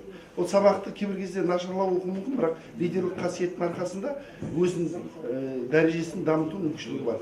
Сол себептен бұл Абай атындағы университет өзім бітірдім, осы университетті осындай дәрежеде, осындай үлкен терең жұмыстар жасалған мен өте қуаныштымын. Және бизнес саласынан жалпы ұлттық кәсіпкерлік палатының атынан бұндай жұмыстар қолданылатын, және бұл жұмыстың өзі де алдағы уақытта біз нақты тікелей пайдаланатыныңызды мен жаңағы сөз беремін, және сіздерге алғысымды айтқым келеді. Мен ойымша алдағы уақытта да университетпен байланысты күшейтуіміз керек. Осы жұмысқа талқыған кезде әртүрлі дәрежеде мен де бірнеше жиынға қатыстым, осы жердегі біраз ұстаздарын білемін, айтылған сындарды да білемін, және мен ойымша осы сындар жалпы сын айтылғанда дұрыс, ол іске асырылғанда дұрыс. Бұл жұмыстың басынан бастап бүгінгі қорғау дәрежесіне дейін мен байқап қарап отырмын, және әрине енді ұлттық білім академиясына қазір көптеген жұмыстар жасап жатыр. Енді Марат сол академияда жұмыс істейді ғой. Мен ойымша кейбір кезде бізге осындай практикалық көзқарас жетіңкіремейді. Мен ойымша осы жұмыс арқылы білім саласына жақсы көп жаңалық келеді, және тек қана ол теориялық салаға емес, мынау практикалық жүзінде алдағы уақытта қай сала бойынша біз мемлекетіміз дамуына көп әсерін береді деп ойлаймын. Сол себептен бүгінгі кеңес өте жақсы дәрежеде өтті. Барлықтарыңызға мен жұмыстарыңызға сәттілік тілегім келеді. Ал Мараттың жұмысына мен де ырза болып отырмын. Енді шәкірт ұстаздан озу керек. Мен шамалы Маратқа жеке ойымды айтатын болсам, мен өзім шәкіртім деп есептеймін. Дәл осындай сіздердің алдарыңызға шығып, ойын жеткізіп, осындай жұмысты сіздерге ұсынып, алдарыңыздан өтіп, осы өз жұмысын нәтижелегеніне мен де қуаныштымын. Сәттілік тілегім келеді. Рахмет үлкен, Марат Әбенова. Рахмет үлкен. Тағы сөйлемдеушілер бар ма? Жиенбаева.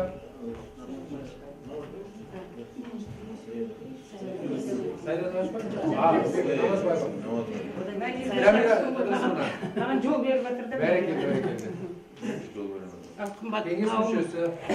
Бүгінгі енді қорғау. На самом деле это очень актуальная проблема, и мы сейчас в 21 веке, нам нужны такие активные люди и так далее. Но я бы хотела сейчас остановиться несколько, как-то мне неприятно, сядешь, может? Ага. Несколько на других аспектах. Стоит очень большой вопрос. Все ли должны быть лидерами? Задумались. Это то, что хочу я добиться. Не все. Но каждый человек должен быть инициативным, активным, творческим и самореализованным. Потому что в 21 веке осы 4 критерий болмаса, біз далада қаламыз. Сондықтан критерии личности, а это работа по личности, потому что лидерские качества – это большая проблема теории и практики личности. Она, вот объект этого исследования не педагогический процесс. Объект развития личности в целостном педагогическом процессе. Итак, мы как бы говорим о личности. И вот эта работа, она как бы дополняет ту нишу, которая на сегодняшний день, к сожалению, пустая. Вот он в таком аспекте, он рассматривает впервые эту работу. И это очень для докторанта очень хорошо. Мы можем его хвалить, и он добился очень больших результатов. И это как бы дорога, которая показывает, как же дальше работать. И я бы очень хотела бы сказать о том, что дальше, наверное, скорее всего, не изучив, не знав, и оказывается, сейчас в психологии тоже меняются, какие же критерии должны быть, чтобы человек стал лидером. Ну, например, раньше говорили самооценка, активный человек. Так. Оказывается, самооценка не совсем обязательно должна быть. А на первое место что выходит? Инициативность и активность. Это очень хорошо раскрыто в исследовании Жиенбаевой Надежды Бессеновой. Эта работа интересна тем, что она даже уже с начального до школьного возраста показывает, как у детей эти качества развиваются, и дальше эти дети обязательно будут лидерами. Теперь мы должны не забывать о том, что есть общие лидеры, лидерские качества. Он просто активный везде. Есть специфическое лидерство. И диссертант хорошо ответил о том, что, например, есть лидерство в музыке, есть лидерство в рисовании, есть лидерство в спорте и так далее. Но теперь вы мне ответьте на вопрос, что же общее должно быть между общим и частным? Это высокий уровень коммуникативных функций. Умение общаться, умение привлекать ораторством, умение человека убедить, умение повернуться к себе лицом, к твоей информации, к твоим интересам. Таким образом, Ушатов на сегодняшний день открывает новую дорогу к исследованию психологических аспектов лидерства 21 века. Возможно, даже те высокие институты, которые сейчас у нас есть по поводу лидерства, они как раз вот и нуждаются в такой психологической подоплеке, а по-другому говоря, целостном подходе в комплексном развитии человеческой личности 21 века. Это первый аспект того, что я хочу сказать. Второй аспект, если, например, мысалы балам сен қазір бөлімдерді алдың ғой, иә? Орыс бөлімін алғанда бұлардың ерекшеліктері бар ма? Болар ма екен? Ойлашы? Вот болады. Поэтому Казахстан многонациональная страна. Поэтому стоит вторая проблема в этом контексте. Какие же этнокультурные аспекты должна высветить личность, чтобы стать лидером? Что она должна в себе подавить? Что она должна показать? И оказывается, ни один лидер здесь, в Казахстане, не может подняться на высокий уровень, пока он не будет осваивать этнокультурные аспекты истоков той страны, в которой он живет. Понимаете?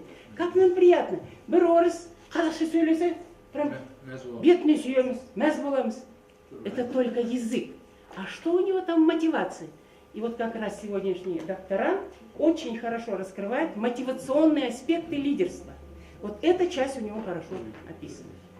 Uzun sözün kıskası, работа актуальная, работа сделана, это его право как бы высветить одни стороны, а то, что остается еще не исследовано, это целостный такой подход, это будущее нашего общества.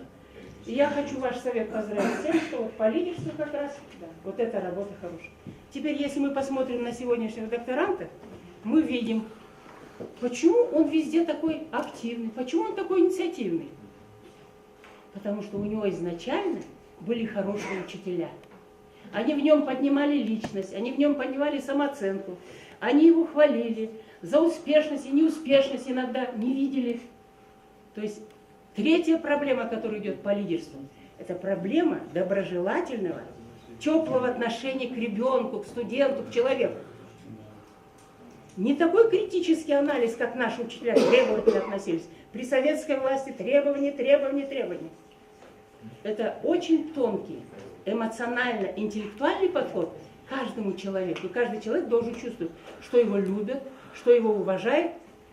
И они очень тактично покажут на те ошибки, которые есть, но очень высоко поднимут его положительные оценки. То есть вот такой как бы еврейский вариант, часто говоря. Поэтому, Балам, я тебя поздравляю. Красивый молодой человек, инициативный. Вот такой учитель у тебя, такой же красивый, талантливый. Один из общественных деятелей, известный человек.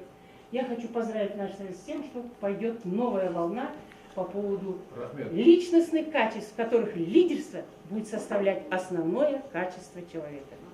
Спасибо. Я поддержу эту работу без слов и приглашаю вас тоже поддержать. Рахметлігі. Надежда Беседовна, Жиенбаева, советтің мүшесі.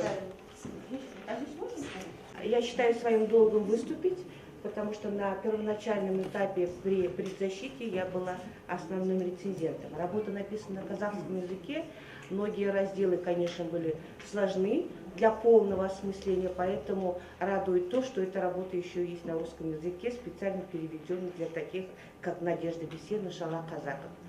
Вот. Что я хочу сказать? Я хочу сказать непосредственно о той науке казахстанской, да, и непосредственно о тех наших докторантов, которые вносят вклад. Вообще само лидерство и лидеры – это сейчас такой модный тренд. Эту проблему изучают и психологи, и педагоги, и философы, и социологи. Но вместе с тем я хочу сказать, что это опять-таки излишняя скромность наших докторантов в том, что они ту большую работу, которую проделали, к сожалению, сегодня не все аспекты были на презентации одни из главных, я так считаю, потому что эту работу хорошо знаю. Вот несмотря на то, что лидерство сейчас как притча во языцах, и есть очень много работ, как зарубежных, отечественных, российских, тем не менее, сама теория потенциала лидерства переживает очень большой кризис. Сами теории. Почему? Они обусловлены тем, что эти теории не объясняют саму природу лидерства. Это как изолированный феномен. Получается, что потенциал лидерства возникает из лидерства. Вот в чем большая, это не то чтобы ошибка, почему кризис, да, сложность. И второе, был задан вопрос, какие психофизиологические особенности, да. Это тоже есть очень хорошо изложено в первой главе данной диссертации, что именно кризис еще наблюдается из-за того, что феномен лидерства рассматривается как врожденный феномен, как набор определенных биопсихических качеств. Хотя это далеко не так. И есть немного работ, которые показывают именно социальную обусловленность. И ваш большой вклад именно в том, что вы показали потенциал лидерства как социально обусловленный феномен. Это первый момент, который нужно было показать в работе. А в самой работе это прям вот расписано очень хорошо. И это именно, я считаю, что именно это считается его теоретической новизной, его научной новизной. И второй момент. Докторант доказывает, что лидерство носит не абсолютный характер, а относительный характер. Это тоже очень важно. Он проявляется не при обучении, когда разрабатываются всякие программы, организуются клубы. Нет. Лидерский потенциал во всем своем рассвете показывает себя только в том случае, когда нестабильная ситуация, а именно абсолютно непредсказуемая. Вот тогда, вот два таких прям вот шикарных момента в работе, которые очень хорошо. И вот за эти два положения, я считаю, что он абсолютно заслуживает этих степеней.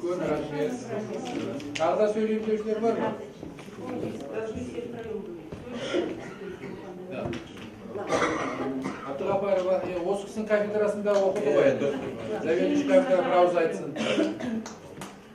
Құрметті диссертациялық кеңестің төрағасы, құрметті диссертациялық кеңес мүшелері, құрметті қонақтар, келіп мына біздің Марат Әбдіқаламұлын қолдап отырған. Марат Әбдіқаламұлы біздің кафедрада докторант болып 3 жыл білім алды, диссертациясын біздің кафедрада орындады. Сондықтан бір-екі ауыз сөз айтуға рұқсат етіңіздер. Жалпы лидерлікте жаңа өзінің сөзінде айтқан сияқты, ғалымдар, өте көп зерттеген ғалымдар екі топқа бөледі. Біреу айтады, лидерлік адамның бойына туа бітеді дейді, екінші топтағы ғалымдар лидерлікті тәрбиелеуге болады дейді. Ал енді біздің Марат Әбдіқаламұлының алып отырған тақырыбы лидерлік әлеует болғандықтан, ол әлеует туа біткен өзінің ішінде жататын дүние. Соны ары қарай дамытам деген. Енді сіздер бәріңіз жақсы білесіздер. Лидерлік әлеует туылғанда баланың бойында бар. Ал бірақ сол лидерлік әлеуетті тәрбиелеуде, оны әртүрлі тәрбиелеуге болады. Фашист Гитлерді алсаңыз, ол лидер. Солай ма? Ал егер бір банкты тонайтын адамдар болатын болса, ол да лидер. Демек сол лидерлік ішінде жатқан әлеуетті адами тұрғыда, гумандық тұрғыда дамыту деген мағынада алады. Сондықтан гумандық тұрғыда дамыту дегеннің оның диссертациясының ішінде кездескен болатын, бүгін 15 минуттың ішіне бәрін шығара алмай жатқан болуы мүмкін. Соны айтайын деп отырған, мен біріншіден айтқым келген, Мараттың өзі лидер. Туа біткен лидер, әке шешесінен туылғанда бұл лидер болып туылған. Бірақ соның өскен ортасы, жүрген, өздерінің жолында кездескені, мектебі, қоршаған ортасының барлығы бұның ол бойында жатқан лидерлік әлеуетін гумандық тұрғыда дамытуына себепкер болды. Сондықтан осы тақырыпты кездейсоқ алған жоқ деп айтқым келеді.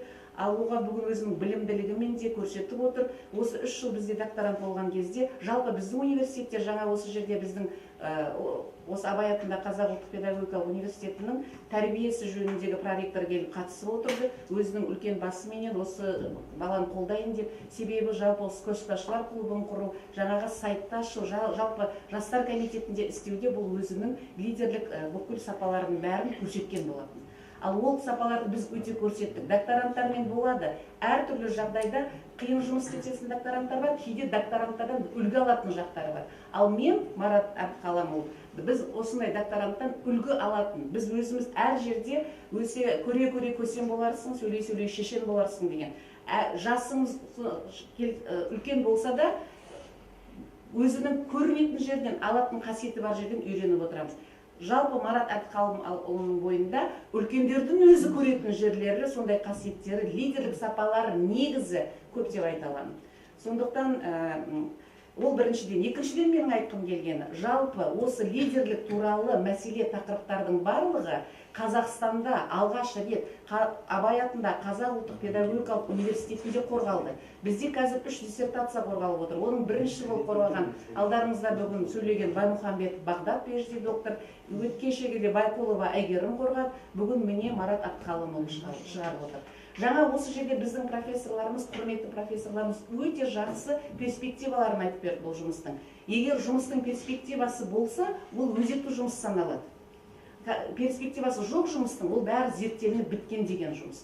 Сондықтан сол перспективаларды болашақтағы жастар әлде осы университетте тағы болсын зерттейді деп ойлаймыз. Одан кейін тағы да бір айтқым келгені, жалпы бұл жаңа біз айттық қой, бойында, лидерліктің бойында болу үшін, ол бірінші кезекте оның бойындағы тұлғалық қасиеті. Оның бойындағы сол тұлғалық қасиетті міндетті түрде тәрбиелеуге болады. Оның бірінші кезектегісі оның жаңағы айтып кеткен коммуникативтік, айтып отырған ұйымдастырушылық, одан кейін өзінің бүкіл психологиялық өте орын жаңа сұрақтар қойылды. Психологиялық, физиологиялық зерттедіңіз ба деген. Себебі ішкі тұрғыдан, психологиялық тұрғыдан ол соған даяр болу керек. Соның өзін жүзеге асыра алатын болу керек, оның бойында болғанымен.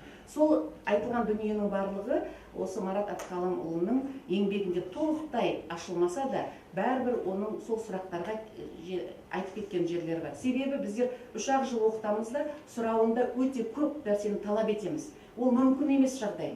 Барлық жерде бүкіл қатарынан эксперимент өткізу мүмкін емес жағдай. Бүкіл мамандыққа эксперимент өткізу мүмкін емес жағдай. Себебі өзінің бір 3 жылдық мерзімі бар. Сондықтан бүгінгі жұмысты қолдаймыз, сіздерді қолдауға шақырамыз. Себебі өзіне қойылған, алдына қойған міндетті Марат Әбдіқаламұлы жетісті, сол міндетке жетісіп, өзінің ғылыми практикалық жетістігімен сіздердің алдарыңызға бәрін айтып берді, жеткізе алып берді есептейміз. Сондықтан қолдауларыңызды сұраймыз. Педагогика және психология, философия доктор дәрежесін алу үшін ұсынылып отырған диссертация лайықты деп есептейміз. Рахмет, Олжас. Тағы да сөз алам деушілер бар ма? Жоқ да? Жоқ болса, онда қорытынды сөзді докторантқа береміз.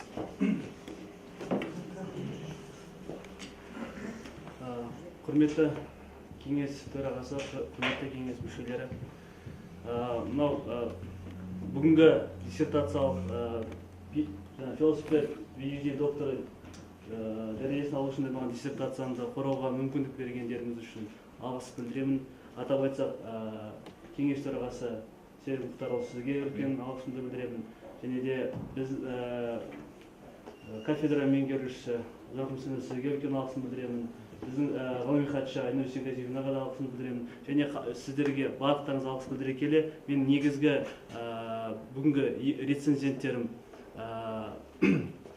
Тұрсынбек Молдаханұлы мен Бағдат Мұхтарұлына ерекше алғысын білдіргім келеді. Баршаңызда осы бүгінгі қатысып, бүгінгі менің еңбегімді зерделеп, жүктелеп, оны қарастырып, өздеріңіздің берген кеңестеріңізге, қосқан үлестеріңізге үлкен алғысын білдіремін. Және де ресми емес жаңа осы жерде сөйлеп кеткен Камалбек Мейірбекұлына, Мұрат Абдуламитұлына, Жәмилә Ыдырысқызына, Надежда Бесеновнаға және Ұлжарқын Мүсіновнаға ерекше тағы да бір алғысымды білдіргім келеді. Көп рахмет. Рахмет. Құрметті кеңес мүшелері, енді жасырын дауыс беру кезегінде көшеміз. Жасырын дауыс беру кезегінде дауыстарды санау үшін есеп комиссиясын сайлауымыз қажет. Қандай ұсыныстарыңыз бар? Есеп комиссиясын сайлау онда келесі кандидатуралар ұсынылады.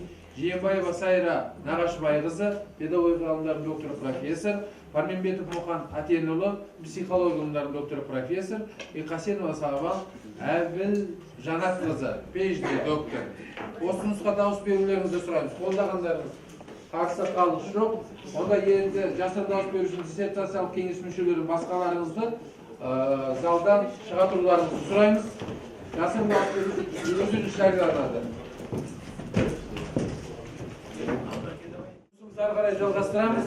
Есеп комиссиясының шешімі төраға болып сайланған педагог ғылымдар доктор, профессор Жиенбаева Сайран Ағашыбайқызына беріледі.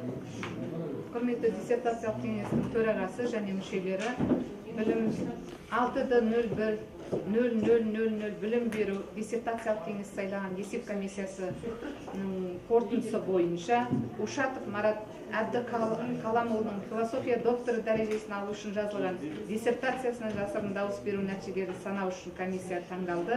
Диссертациялық кеңестің құрамы 24 адам болып бекітілді. Кеңес құрамына шешуші дауыс құқығына ие қосымша адам енгізілген жоқ. Отырысқа 19 кеңес мүшесі қатысты және диссертация тақырыбы бойынша 5 ғылым докторы қатысты. Таратылған бюллетень 19, таратылмаған бюллетень саны 5, жәшіктегі бюллетендер саны 19, Ушатов Марат Әбдіқаламұлының 6-01-03-00 педагогика және психология мамандығы бойынша философия докторы дәрежесін беруге ұсыну сұрағына қатысты дауыс берудің нәтижесі қарсы емеспін 19, қарсы жоқ, жарамсыз бюллетендер жоқ. Рахмет.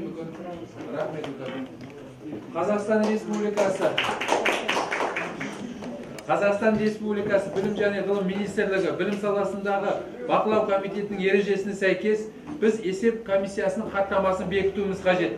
Есептеу комиссиясының хаттамасын бекіту үшін дауыс берулеріңізді сұраймын. Қарсы қалыс жоқ, бәрі бір ауыздан қабылдады. Енді бізге Ушатов Марат Әбдіқаламұлының диссертациясы бойынша кеңес қорытындысын қабылдауымыз керек. Кеңес қорытындысының жобасы барлықтарыңыздың қолдарыңызда бар. Қараңыздар. Негізде соны негізге алып, қосатыныңыздар ма? Ұсыныс, пожалуйста, аға жақсы онда. Беркінбаев Камалбек Мейірбекұлы. Білімді дамытудың 2016-2019 бағдарлама бар ғой. Бір абзасын қоссам, кішкене көбейткесін ашылады. Жақсы. Бір абзасын мемлекеттік бағдарлама бар. 2016-2019. Сонда лидерлік туралы жазылған. Рахмет, ұсыныстарыңыз тағы да кімде қандай ұсыныстар бар? Жоқ па, онда негізге ала отырып, осы айтылған ұсыныстарды қоса отырып, қорытынды жобаны негізге ала отырамыз да кеңес қорытындысын қабылдауымыз керек. Кеңес қорытынды қабылдайын деген кеңес мүшелері қол көтерсеңіздер, бәрі бір ауыздан қабылданды. Сонымен диссертациялық кеңес Ушатов Марат Әбдіқаламұлына диссертациялық жұмысына оң баға бере отырып қаулы етеді. Бірінші, диссертациялық кеңестің қорытындысы қабылдансын. Екіншісі, ашық түрде қорғалған Ушатов Марат Әбдіқаламұлына педагогикалық жоғары оқу орындары студенттерінің лидерлік әлеуетін дамыту тақырыбындағы диссертациялық жұмыстың негізінде және жасырын дауыс беру нәтижесінде Ушатов Марат Әбдіқаламұлына диссертациялық жұмысы философия докторы PhD дәрежесін беру талаптарының екінші бөліміне лайық деп танылып, оған 6-01-03-00 педагогика және психология мамандығы бойынша философия доктор PhD дәрежесін беру жайлы Қазақстан Республикасы білім және ғылым министрлігі білім және ғылым саласына бақылау комитетіне ұсыныс жасалсын. Осымен диссертациялық кеңес мәжілісін жабық деп жариялаймын. Кеңес мүшелері диссертациялық жұмысқа талқылауға белсене қатынасқандарың үшін үлкен рахмет. Бүгінмен осы диссертациялық кеңес жұмысы аяқталды.